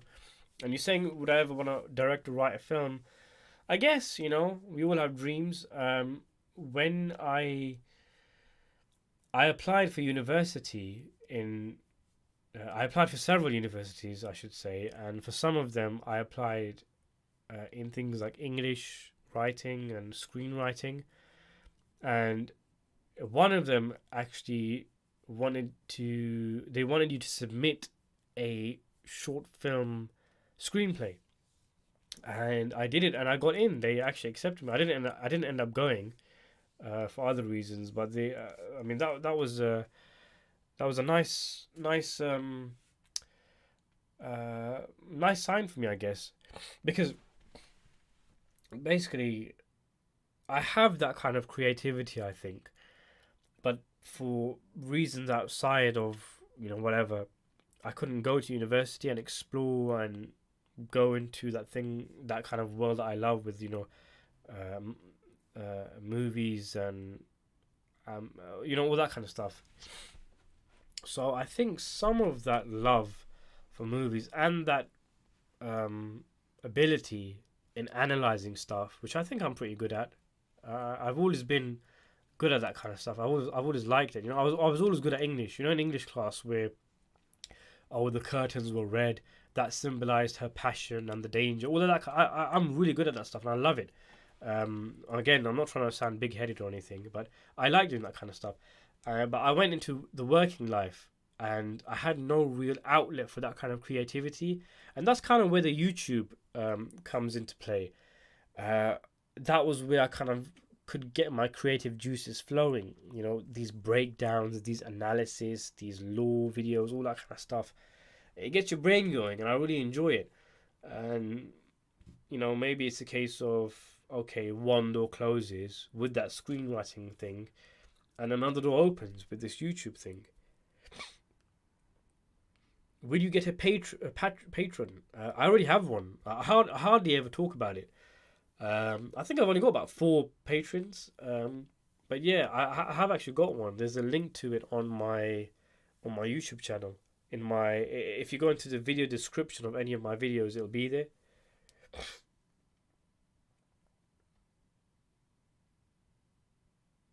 Since you seem to enjoy mafia-related movies, TV shows, says Julian. Um. Oh, I've lost the comment. Oh, sorry. Since you seem to enjoy mafia-related movies, TV shows, you might want to check out the Italian miniseries Il Capo di Capo. Il Capo di Capi, based on true events about the most powerful Sicilian mobster of all time. Thanks for the recommendation. I might check it out. There's another Italian TV show, not Gomorrah. I never heard anybody talking about it, but everybody who has seen it, all these reviews I see online said it's amazing. Has anybody seen this? It's called La Piovra. It's like I said, it's an Italian TV show, and it's called I think the translation is The Octopus, and it's basically supposed to be about a police commissioner who takes on the mafia, takes on the mob, and it goes from there. And it's supposed to be amazing. People compare it to The Sopranos and everything, but obviously it's very old. It was made in the 70s or 80s, if I remember correctly. It's got a lot of seasons, and it's buried. Nobody talks about it, but it's supposed to be amazing. It came to my attention because the score was done by Ennio Morricone, and I'm the kind of person where if I know that Morricone did the music for a movie, I will watch that movie just because I know he did the music for it. And then I came across this show called La Piovra. I've downloaded the first episode. I've got it actually with me now, but I never got around to seeing it. Maybe after I finish The Wire, I'll actually watch that. So weirdly, all my subscribers, everybody's saying, "Nah, man, watch Breaking Bad, watch Peaky Blinders, watch this, watch that," and I'm gonna probably end up saying, "Hey guys, I just watched something after The Wire, and it's this 70s Italian TV drama that nobody's ever heard of." But yeah, I mean, if it's a case of it brings people to the drama who otherwise would have never heard of it, that's awesome.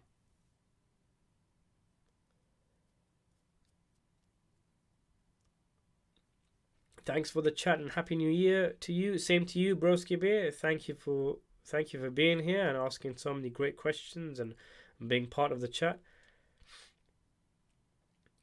How do you feel about modern mobster crime series movies that mostly focus on drug trade, like Narcos, compared to more classic mobster series movies like The Godfather or Goodfellas? Well, I haven't actually seen Narcos, but it seems like it's a top tier TV show, from what I gather.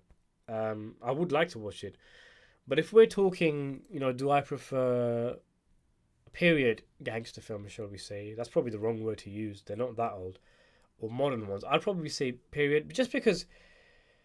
And again, I know I'm playing into the stereotypes, but there's a romanticism to the gangster genre. In fact, that might even be a good idea for a video. Why are we attracted to these characters? What is it about them that we like? What do we find so fascinating about them? And I do find them fascinating. Not the real ones, in many cases.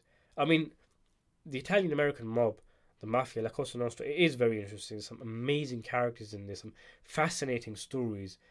But there's a sense of comfort in watching mafia movies and knowing what you're watching isn't real. The Godfather, for example. Yeah, it might have true elements. It might be based on the fact that there were really were five families and all that kind of stuff. Goodfellas is of course based on a true story, but it's based on the account of Henry Hill, who was known to embellish stuff. So there's a kind of detachment from real life. All the guns, the killing, the glitz, the glamour, the money, the women, all of that kind of stuff, we can enjoy it because it's not real. If there was a movie that was like 100% documentary and it was full of horrifying murders and all this kind of stuff, and we were somehow supposed to be empathetic towards the main character, I think that would turn a lot of people off. I think maybe that's one of the reasons why Martin Scorsese's The Wolf of Wall Street had such a polarizing reception, because first of all, the crimes of the individual were more relatable. Jordan Belfort, scamming people out of money, all of that kind of stuff. Whereas being a murderer, like in Henry Hill's world, that's a bit more out there. Like the average Joe hasn't really been in a situation where they have known someone to be murdered, but they've known maybe people to be scammed out of money. And plus Jordan Belfort is alive, plus Jordan Belfort is well, plus Jordan Belfort has allegedly scammed people after the movie came out. He's made a very successful book. He was in the movie and he hasn't paid back people who he scammed. So that can leave a bad taste in people's mouth when they watch that film, which ostensibly is praising Jordan Belfort, is showing how much of a great guy he is. Obviously it's not. If you think that you're missing the point of the film, Scorsese doesn't hold people's hands. But yeah, I mean again, I'm going off on a tangent, but that's one of the reasons why I like the older gangster films, because you can kind of detach yourself from it, even if it's just because of time. That happened a long time ago, and something more recent is happening now, or has happened more recently. Ohm 2, if that's how you pronounce it, The Wire Season 3. Yeah, I'll probably release The Wire Season 3 either this week, Friday, or next week. Definitely. Also, Julian has seen it. Yes, I remember watching it in the 90s. It is quite good. Italians have made some really good TV series about the mafia. Gomorrah is another one that's really good. Awesome. So someone else has actually seen it.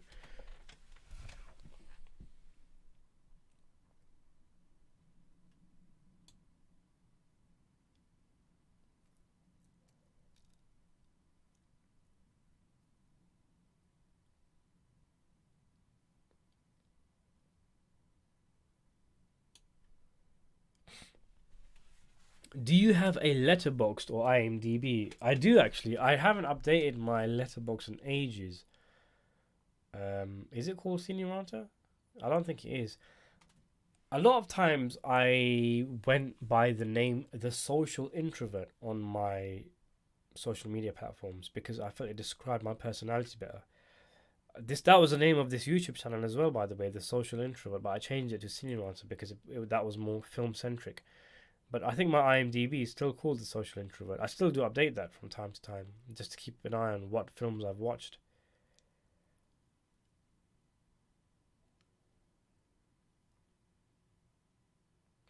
Leaving a like though. Love your content. Thank you, Toy Box Brain.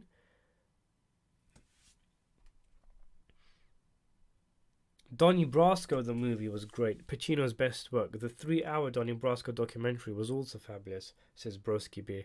Yeah, Donnie Brasco's a fantastic film, isn't it? That's really the film where it brought the mafia down. It showed them in their true kind of grittiness. A bit basically, so you had The Godfather, which was a kind of operatic romanticism of that world. Goodfellas kind of showed these people for who they were.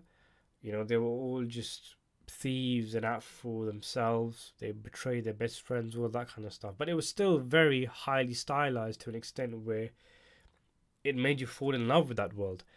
Donnie Brasco is different. It's almost like a excuse me. It's almost like it's a movie, a downbeat, gritty movie, low key on like a working men and women. But because that's what it feels like. Except these are people who are in the underworld who've killed people and kill people for a living. But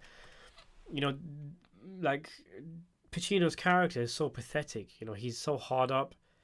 He's got no prospects, got no money. It's the polar opposite of what we expect from a gangster, and that kind of template I think was taken and used in works like obviously The Sopranos, which kind of added to that and expanded on that and made these characters more real, more human, to an extent where we're watching a TV show called The Sopranos about mobsters, but we're watching Tony deal with marriage, dealing with brats of children, his kids' suicide attempt, all of these kind of things, which just feel like real life. You know, we've got scenes set in a schoolgirl's soccer session, things like that. You know, that you would expect, but it makes it feel very real. Shadow Watcher says, "Thanks for answering my question." Did I answer your question? I don't remember. I hope I did. Well, you're welcome in any case. Who's your favorite character in The Sopranos? Says Ewan. Who's my favorite character? I mean, there's so many great ones, but if I was forced to choose, I might say, not that I like him, but because he's entertaining, Phil Leotardo. Because he's so insecure, so sensitive, but he's hilarious. He's played by one of my favorite mob actors. He's got some terrific one-liners, and it was a case of one of the reasons I first watched The Sopranos was because of that actor, and he didn't show up until like the 5th season. And when he did, he just came in with a bang. I think one of his first scenes was the Lorraine mock execution, which was such a badass scene. You know that line he has, "Next time, there'll be no next time." And then from there, his role only gets bigger and bigger. And yeah, so I mean, I'd probably pick him as my favorite character, I'd guess, because he was very, very entertaining. Oh yeah, sorry, Shadow Watcher. Yeah, the modern classic question. If you are a filmmaker, will you make a mafia TV series? I don't think so, Dr. Andy, because what could I do that hasn't already been done? I'm nowhere near that level. If anything, I could probably make a crime drama, like a limited TV show, if that opportunity came about. You know, if the funds were there, if I had the right contacts, something more closer to home where I'm from. Because like I said to you guys, I'm from the UK. I've known a few characters here and there. I've grown up with certain individuals who haven't led the best of lives, shall we say. Some of them are banged up in prison now. Some of them are dead. So I mean, if an opportunity came about, I could make something, I think, or I could have certain story elements that I could give to a director. But yeah, there is something there. Lockbox says, "Hey CR, what's up? How are you? I just got off work, thank heaven." I'm sorry, Lockbox. I was actually thinking of ending the stream. I actually said I was going to end it after 1.5 hours, but as usual, my discipline is just, you know. Shall we say 2 hours? Well, if there's enough questions, maybe. But maybe I'll end it fairly soon. Where are we? And how's the UK? Or current what in terms of safety and all that? I mean, the Omicron variant's sparking up here. It's very high now. There's talk of another lockdown. They probably would have done it already, but our government is a populist government.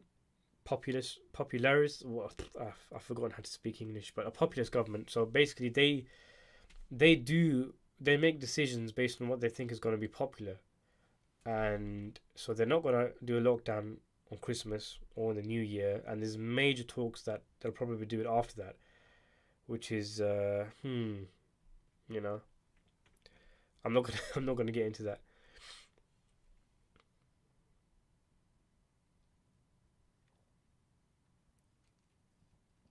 So I mean, since you guys are here, and since the questions I've kind of caught up to the questions, let me ask you a question.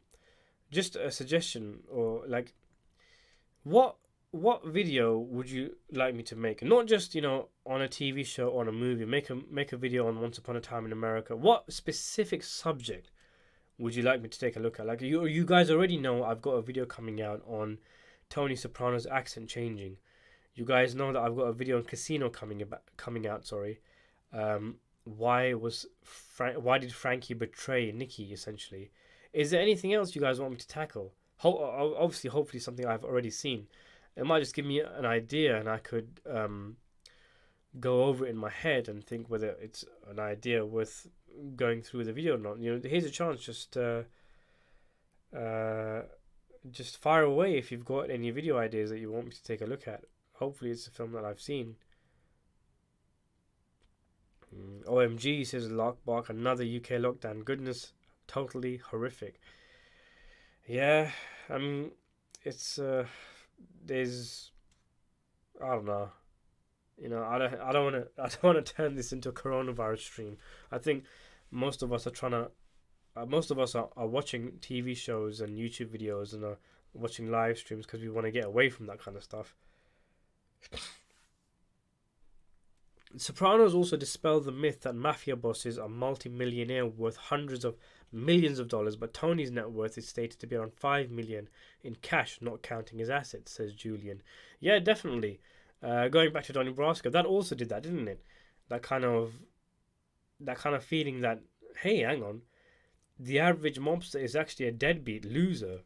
Someone who's within the context of La Cosa Nostra is, not even something that you look twice if it got stuck underneath your shoe. At least that's the impression you get from guys like Lefty, played so immaculately by Al Pacino.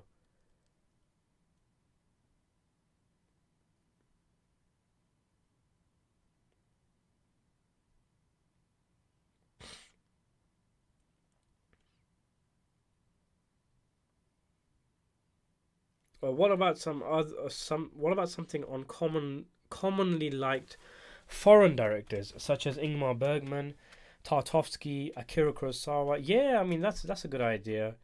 Kurosawa especially. I'm a big fan of Kurosawa. Films like Ran, The Hidden Kingdom. Is it Hidden Kingdom or Hidden Fortress? But what was the one? What's his Macbeth movie called again? That one was really good as well. Yeah, but he's made some amazing movies, but see, the issue I have, OGFK, is will people watch them? That's the thing, because I don't have all the time in the world, and when I'll write a script, I'll make a video, which takes time and effort, obviously, and then when you see that hardly anybody's watched it, you think, oh, okay, so maybe people don't actually want to see this kind of stuff, so they want to just see crime films and gangster movie stuff, which is fair enough. I'm still interested in that kind of stuff, but I do want to branch out. I do want to be in a place where I can talk about all sorts of movies. I mean, I've already mentioned my favorite film director is Sergio Leone, who is famous for literally creating the spaghetti western genre, or at least making it popular. And I've hardly ever made a video about spaghetti westerns, very, very rarely, and it's something I do want to do more of. I want to make videos on Italian giallos, of the old Universal horror films, film noir, which I absolutely adore, crime dramas, not those kind of crime dramas, those kind of Brian De Palma, David Fincher movies. I love sword and sandal epics, war movies. There's so much science fiction. I'm a big science fiction fan. You might be surprised to learn I'm huge when it comes to Star Wars, Blade Runner. I'm a big fan of the Alien and Predator films. Well, I say Alien and Predator films. There's literally 3 good movies in both the Alien and Predator universe, but you know what I mean. So there's so much more I want to look at. But again, you run the risk also of alienating your audience, because if people are subscribed to my channel because they want to see gangster movie related content, then I don't want to disappoint them by veering away from them. What I will say is that you will always see crime, movie, and TV show content on the channel, even if I do start doing other stuff. So yeah, I'll leave that there. Killing Them Softly. Yeah, I have seen that. I saw it years ago. I like that film. I really enjoyed that film. It was, again, in the same vein as Donnie Brasco. It was a very low-key film. Ray Liotta was hilarious in that movie. I thought he was quite an endearing character, very lovable. And obviously James Gandolfini is in it, but I need to rewatch Killing Them Softly, because I watched Killing Them Softly before I saw The Sopranos. So I didn't realize the importance of James Gandolfini's role, because he was essentially supposed to be playing a kind of loser version of Tony Soprano. What if Tony Soprano didn't become boss? What if he didn't have those leadership qualities? I'm not sure if he's supposed to be a direct reference to Tony Soprano, but of course, it's a mob role of James Gandolfini. He's always going to be compared to the Sopranos. But I watched that movie without knowing who James Gandolfini was, unfortunately. So I do need to see that film again, taking his performance more. David S. Cameron. Hi, David. How you doing? I've seen you a lot in the comment section. Hey, the Cineranta. Thanks for the work and effort here in 2021. Best wishes to you and your family there for 2022. Same to you, David. Thank you very much for your kind words.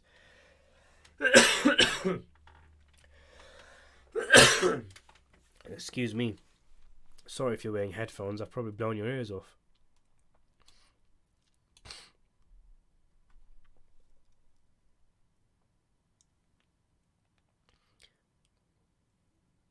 So Ewan has a video suggestion. What if scenarios in different films and TV, for example? Okay, so if, for example, if Jackie Jr. hadn't died of cancer, now that's a good idea. Mixing it up. What if this happened instead? What if that happened instead? Yeah, that's actually a very good idea, Ewan. Because that's something I do with The Godfather. I don't know if you guys watch my videos on The Godfather, but one of the things I don't think I've ever really done this with The Sopranos, but one of the things I like doing with The Godfather is making a video on what if this happened instead, you know?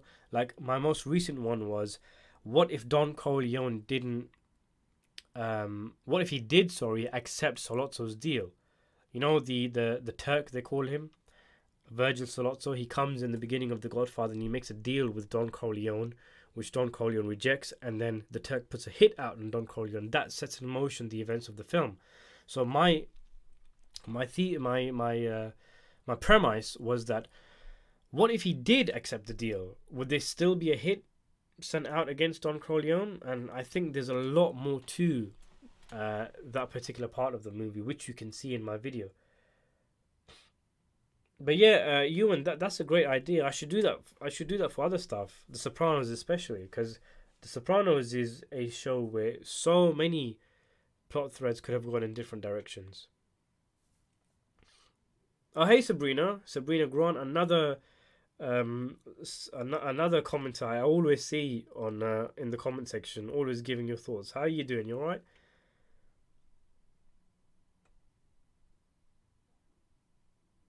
Yeah, Julian. Yeah, imagine if Richie gets out of prison and his brother is still the boss of the family. Yeah. Could Tony get clipped in season 2? I mean, Richie was he definitely felt as though he didn't have anyone in his corner after Tony became boss and the April's were kind of slowly shoved out of the picture and the Sopranos took over.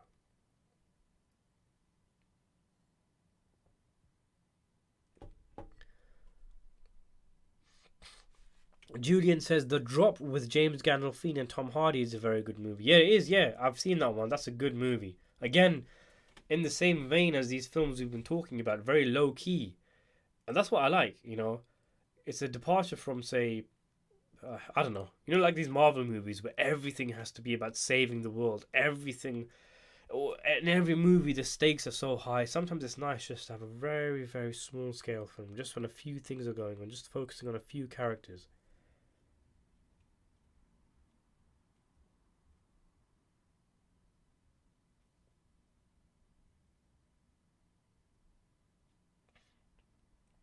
Do you have any pets?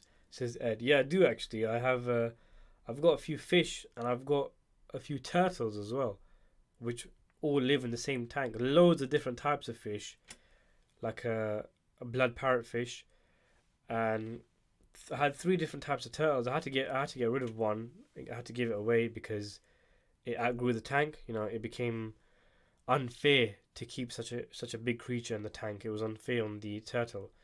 But yeah, I've got some turtles and I've got some fish. OGFK, cheers, Senorita. Thanks for the talk and being a good sport. Cheers, OG. Thanks for your questions and your conversations. Thanks for being part of the live stream. Broski Bear says, do a 90s movie series. American History X, American Me, Blood In, Blood Out, Hoodlum, Carlito's Way, Copland. Yeah, some good movies you've named there. I haven't seen all of them. Carlito's Way is one of my favourite gangster films. Copland is a good one as well. I have made a video on Copland. If you type in Cine Ranter, I think I call it, yeah, I call it retro review, because I make a distinction between films I watch for the first time and films I've already seen. I do a retro review of Copland on my channel, and I really like that film. Julian says, your Godfather videos are amazing. Just finished watching how Vito Corleone stopped Luca Brasi killing Tom Hagen. Excellent work. Thank you, Julian. Thank you very much. I really enjoy making those videos. It's great fun, because there's so much more to these characters and stories aside from what we saw on the screen, especially someone like Luca Brasi, who has such a big reputation, but he's basically the Boba Fett of the Godfather world, where on screen he doesn't even do anything. He just has a lame death and looks cool, exactly like Boba Fett. And like with Boba Fett, what they're doing with the Mandalorian and the Book of Boba Fett and all these comic books, his backstory is added upon. They've given his character a greater sense of purpose, and that's what happens with Luca Brasi in the book The Godfather, the original canon one, and this sequel written by Ed Falco called The Family Corleone. So yeah, I mean, it's something I enjoy doing, because it gives these characters more importance. It kind of gives them their moment. The Drop is brilliant with Tom Hardy and James Gandolfini, says Larkbug. Yeah, Drop, a brilliant film.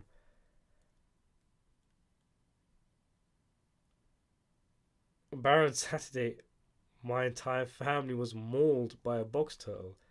Damn. We have very similar tastes in movies, says Broski. But yeah, I think a lot of us do. I think that's what kind of attracts a lot of people to this YouTube channel. I mean, if you just go through my videos, you can see obviously that I have, obviously there's many film genres that I don't talk about, which I'm very interested in. But you can kind of tell what my tastes are, can't you? This kind of, adult orientated, well, adult. I'm not adult orientated movies, obviously not that, but mature movies for men and women, and mainly about crime. And I mean, it's actually one of the things that got me why I started making videos on YouTube, because there were YouTube channels for Lord of the Rings, there were YouTube channels for Star Wars, there were YouTube channels for all sorts of movies and TV shows, but there was nothing for gangster movies. There was nothing for crime cinema.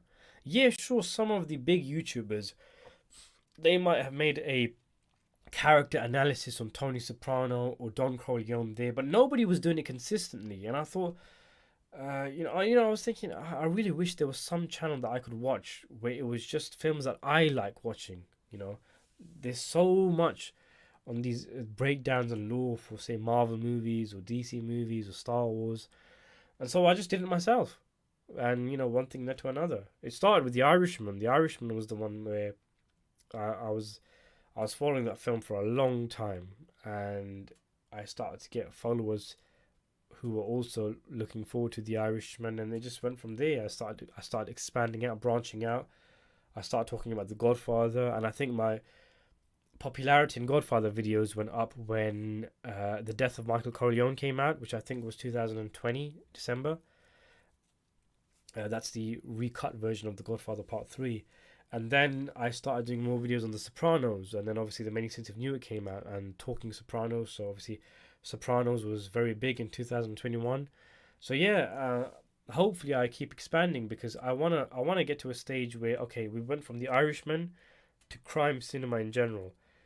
From crime cinema in general to, branching out to mature films, films like, I mean, I'm not trying to diss these movies, but not like these superhero films and these reboots and remakes and sequels and these blockbusters which have no soul, no life, no zest into them. I want to talk about movies that make you feel something. You think about them long after you've seen them. They're not just there to give you some nice cool visuals and then they're over. I want to talk about films, real cinema. I know that sounds pretentious, and I know that has a whiff of elitism about it, but I'm in Scorsese's boat when he said basically there's a difference between Marvel movies and the kind of films that he thinks that he talks about when he talks about movies. You know, there's the conveyor belt movies for the masses, which are just products, you know, to put bums in seats, make a bit of cash, entertain people for 2 hours who are not that serious with films. And they have their place, you know. I enjoyed them, you know. I've pretty much loved every Marvel movie I've seen. But I don't want the market to be saturated with those stuff, and there needs to be some more diversity.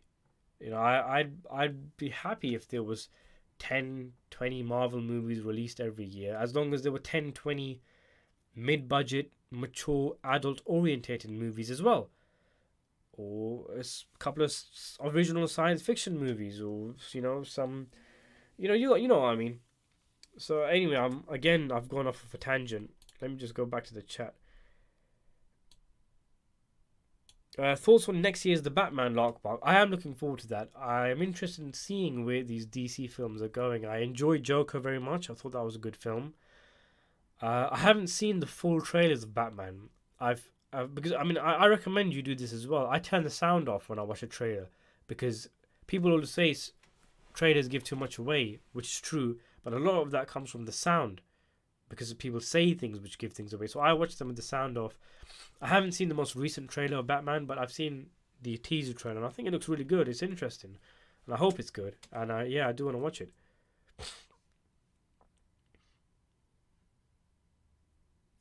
Luca Brasi reminds me a lot of the Mountain from A Song of Fire and Ice books. Luca is to Vita what the Mountain is to Tywin. A mad dog used to strike fear into the enemies. Definitely, yeah. I definitely agree with that.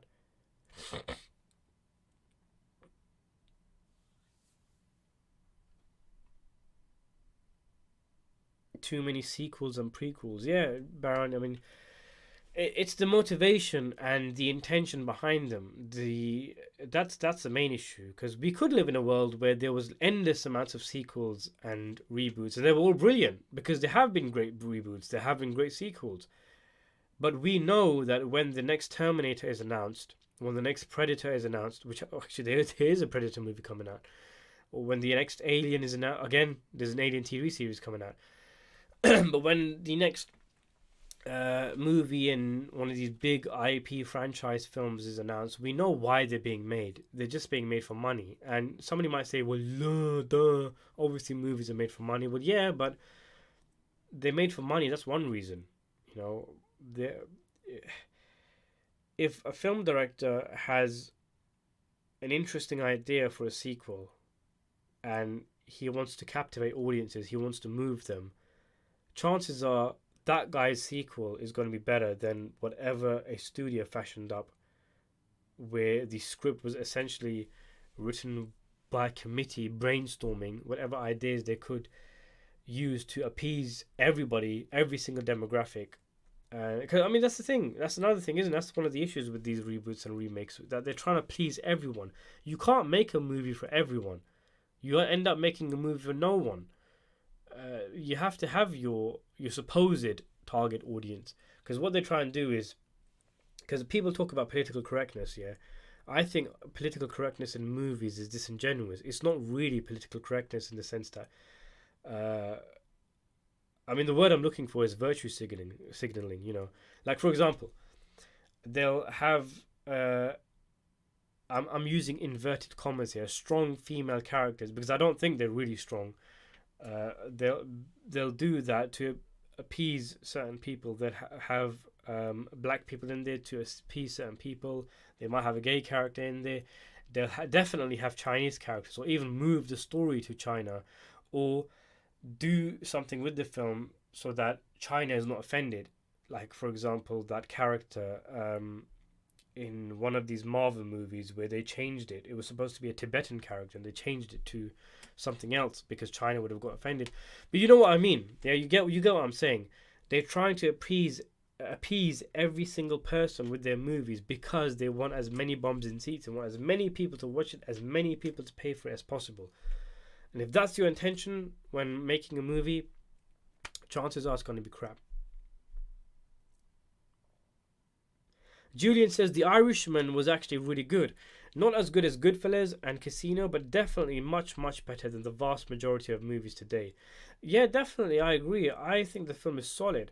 For some reason, it gets a massively bad rap with mob movie fans. I mean, I can see the complaint about the CGI.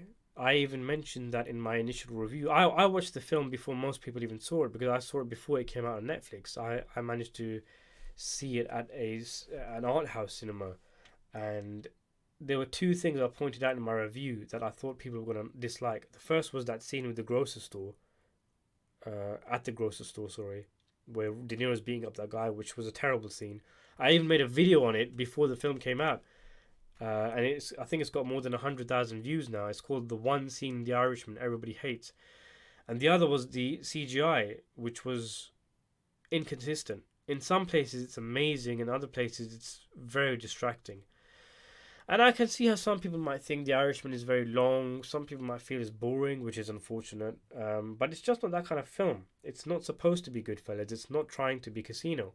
Everybody said that before it came out. Scorsese said that. Schoonmaker, the editor, said that. It's a different kind of film. And, if you don't like it, that's fair enough. You don't have to like it. But I thought it was a great film.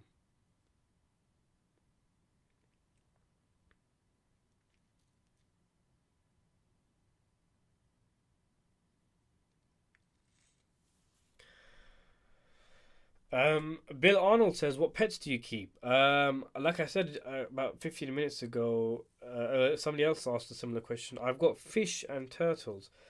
Do you plan to do any interviews? I hope to.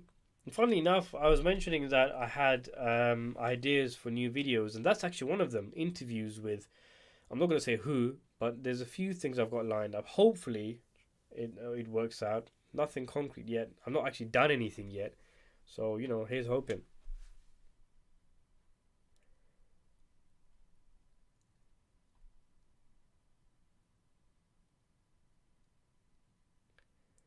Have you seen True Detective Season 1? If yes, what did you think of it? No, that's another one. Another one that I still haven't seen yet. That actually might be my next one after The Wire, because it helps that there's only 3 seasons and that each of them is self-contained, not connected with each other. So yeah, that actually might be my next one. Everybody goes on about the first season of True Detective. Opinion: Ryan Chowdhury, sorry. Casino is better than Goodfellas. It's not the first time I've seen this opinion said. It's a respectable opinion. In fact, I've actually thought to myself, if Casino came out in 1990 and Goodfellas came out in 1995, which one would be thought of as the better film? Because a lot of the dismissals of Casino, a lot of the criticisms stem from the fact that people say it's a copycat of Goodfellas, even though there's clear differences between the two films. Part of me does wonder, would people who say these kind of things about Casino hold this opinion had that film come first and Goodfellas came later? In fact, Casino is more epic. It tells a more grand story. It's on a higher scale. And to go from that to Goodfellas, I can see a lot of people being disappointed. But I think Goodfellas is the better made film if you really want to pin it down. I mean, Casino's amazing, but I don't know. I guess Goodfellas is just tighter. But I mean, see, I'm nitpicking here. Really, I think Casino is absolutely incredible. In fact, I mention it in my video, which isn't out yet, the Frankie and Niki one, that if Casino was made by any other film director, it would be their magnum opus. It would be considered their masterpiece. It shows you just how much of a good director Scorsese is, that Casino, for a lot of people, is just thought of as another Scorsese movie.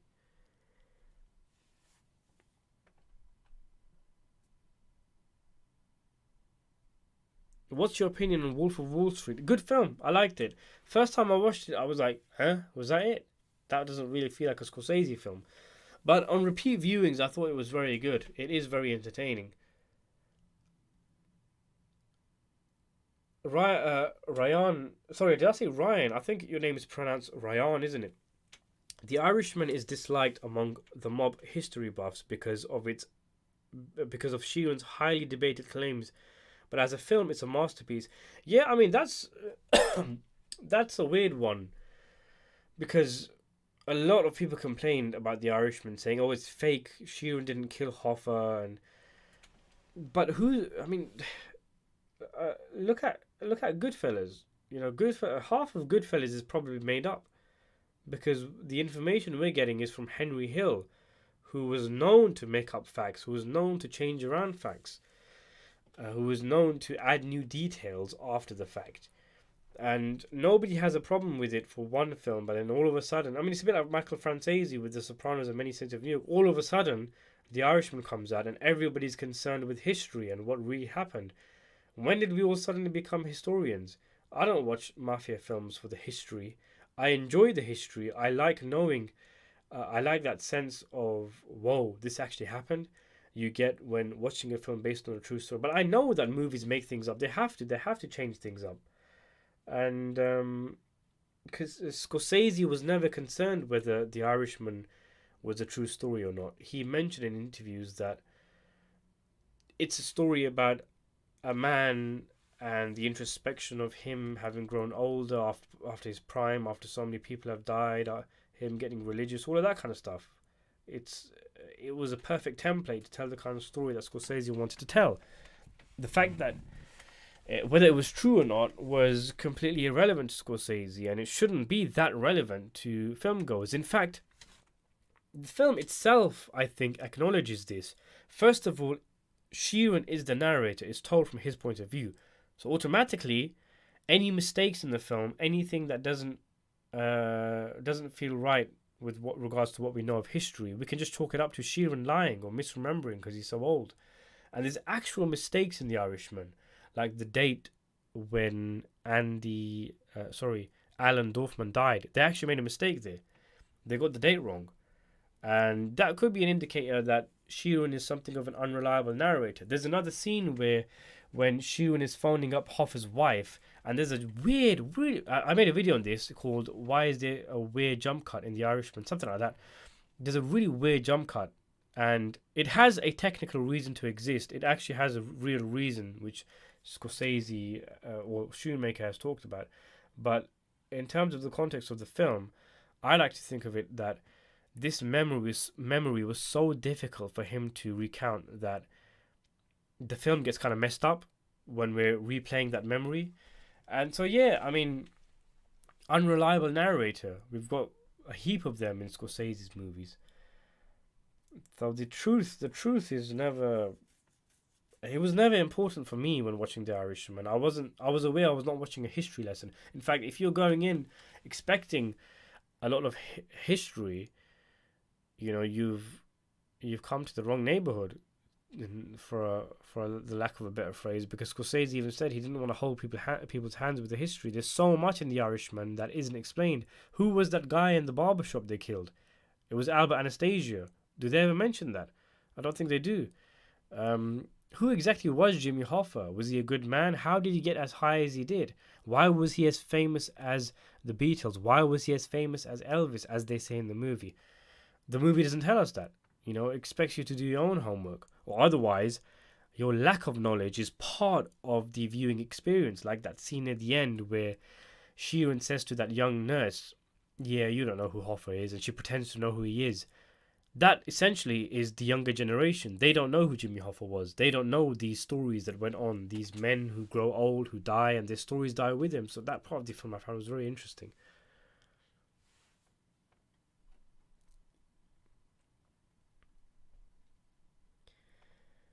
Keep up the great work, and hopefully in the new year you double your subscribers. Oh, thanks, Bill. Thank you very much. Yeah, hopefully so. When are we gonna end the live stream? Says Dr. Andy. Oh my days, it's 2 hours and 15 minutes. Okay, what I'll do is I'll blitz through the remaining comments, and then we'll say 5 minutes, and we'll end it no later than 2 hours 20 minutes. Yeah, so we're on 2 hours 14 now. I do this every time. This is what I used to do back in the old days. It's lucky I've actually started the live stream about 9:15, I think it was, something like that, UK time. and it's now 11:30. So because usually I used to stay up until like 2 o'clock in the morning. But yeah, again, I need to sort out my discipline. I mean, nobody's gonna watch these live streams on a replay when YouTube uploads it because they're so long. So I need to cut down. If we do like 45 minutes or an hour every week, but I can do them consistently, I think that's better than doing one random 2.5 hour one and then me disappearing until the next time I'm able to do it. So we got a lot of people giving their thoughts on Casino and Goodfellas. Interesting. I love Casino. I could watch it on a loop, says Scott. Sheriff Liberty says Casino is like 10 times better than Goodfellas. Casino is definitely the film that I would rather rewatch. If the two films are on TV right now, I would watch Casino.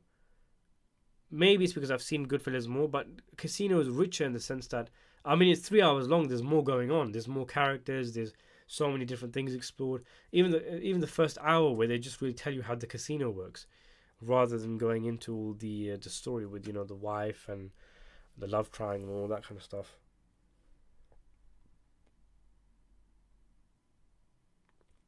Julian says, great stream, man. Unfortunately, I have to go and feed my dog. Thank you for all the amazing videos. They never fail to entertain.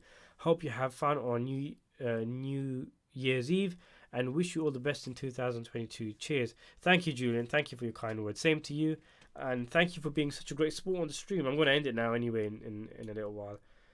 And it was nice to have you on.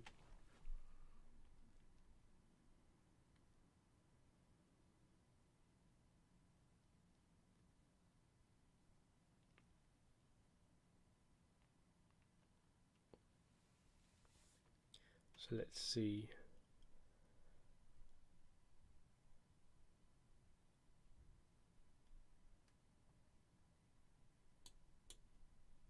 I heard filmo. I remember you. You were on the old live streams, weren't you? And for some reason, I've never been able to pronounce your name. Filmologia. Filmologia. I heard the budget for Killers of the Flower Moon is really high. When is it going to get released? Also, I'm excited for it. I'm particularly the fact that De Niro will play a villain. Yes, very exciting film. Unfortunately, some people are like, oh, it's another movie where white people are the bad guy. And no, please, don't let Martin Scorsese, who does not give two hoots about political correctness, the director of The Wolf of Wall Street, don't let him get sucked into this debate about political correctness and all this kind of stuff. He's going to make a film that is going to hopefully be so emotional, so captivating. It's going to be telling... I mean, I've read the book, Killers of the Flower Moon, and it's a story... I know it's a cliche to say this, but it is a story that needs to be told. It's a fabulous, fabulous story. So terrifying. So distressing, so disturbing. The true extent of the horror has still yet to be uncovered. And just in terms of entertainment, I mean, it's a western. Scorsese directing a western. I know it's technically not a western because it's set in the 1920s, but De Niro playing a bad guy, Leo DiCaprio playing a kind of morally ambiguous guy caught in between two worlds, Scorsese behind the camera, the budget something like $200 million, all these amazing sets they've created, the crew behind it, the editor, the scriptwriter, the cinematographer, everybody is, the A-listers of Hollywood. So I think it's going to be a brilliant film. I hope so, at least.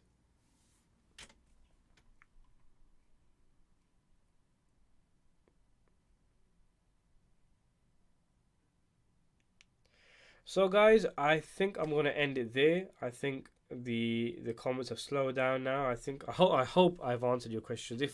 If you find I missed your questions, just we'll just keep asking them until cause sometimes I might miss it. Or you could do the super chat thing where your comment comes in front of everybody else's, so I'll definitely see it. But yeah, so thank you everyone for coming on the live stream. I didn't know how this was gonna go. I just randomly thought, you know what, I've got a bit of time. Why not put a live stream on like I used to do back in the old days? So yeah, thank you very much for your time. Thank you for being here with me. The time has just flown by. I really enjoyed this. I hope you guys did as well, and hopefully we can start doing more things like this in the future. Sabrina Grant says your last video was great. I liked how your true feelings came through. What was that? That was the Talking Sopranos podcast, wasn't it? Yeah, I wasn't exactly the biggest fan of Talking Sopranos. It had its moment, and I've got I've listened. I mean, I said in the video I've only seen 4 or 5 episodes in total, and a lot of people called me out on that, saying, "How can you judge it based on 4 or 5 episodes?" But what I meant was I've only seen 4 or 5 episodes in its entirety, like from beginning to end. I've still seen so many episodes, but maybe like 1.5 hours worth of a 2 hour episode, like things like that. I've skipped bits and pieces, like the sponsorships and all that kind of stuff. I've seen enough to make a judgment, and it was good, but it could have been so much better. And I just pointed out things I didn't like about it, just gave my honest, true opinion, and it's what it is. There you go. So yeah, Larkbark, Sabrina, George, Dr. Andy, Broski, Filmogolia, Baron Saturday. Thank you everyone for your time. Thank you for all the great comments, the great questions. You got my mind racing, my mind going. I've been harping on and on for 2 hours and 20 minutes now. I hope I haven't bored anyone, and hopefully we can do this again sometime. Oh, I've got a member come through right at the end. Resistance Quest. Sorry, man, you haven't actually made it. I'm literally ending it right now. Sorry, Resistance. Maybe next time. Maybe I can make this a weekly thing. I've got some free time over the next couple of days. I might do it again on the weekend, or maybe even Friday or something. I might release maybe season 3 of The Wire, my review on Friday, and then do a live stream after that. But yeah, sorry, Kevin. Yeah, well, what I can do is I might do a post on my community tab. What's the best time for a live stream where most of my subscribers can make it on? Because I'm very conscious of the fact that a lot of you guys are American, so I try and make it as late as possible in the UK so that it's afternoon or evening time for you guys. But anyway, Resistance Quest, Ryan, Baron, everybody, thank you very much. Just to answer your question for the Mongolia, Spider-Man, Far From Home, I haven't seen it yet. I was supposed to... Sorry, No Way Home. The day that I was supposed to review it... Sorry, the day I was supposed to watch it, I fell ill. And I haven't seen it yet. So yeah, I do want to watch that. I'm actually looking forward to that because they brought back some of my favorite villains from the old Sam Raimi Spider-Man movies, like Doctor Octopus. I'm fully aware. I'm being played for my nostalgia here. It would be hypocritical of me not to point that out when one of my complaints about Star Wars and Marvel movies and all these kind of modern day blockbusters is they kind of they exploit your nostalgia, and I'm aware that's happening here. But apparently, it's an amazing film. So yeah, thanks everyone. Thanks for the stream, and goodbye.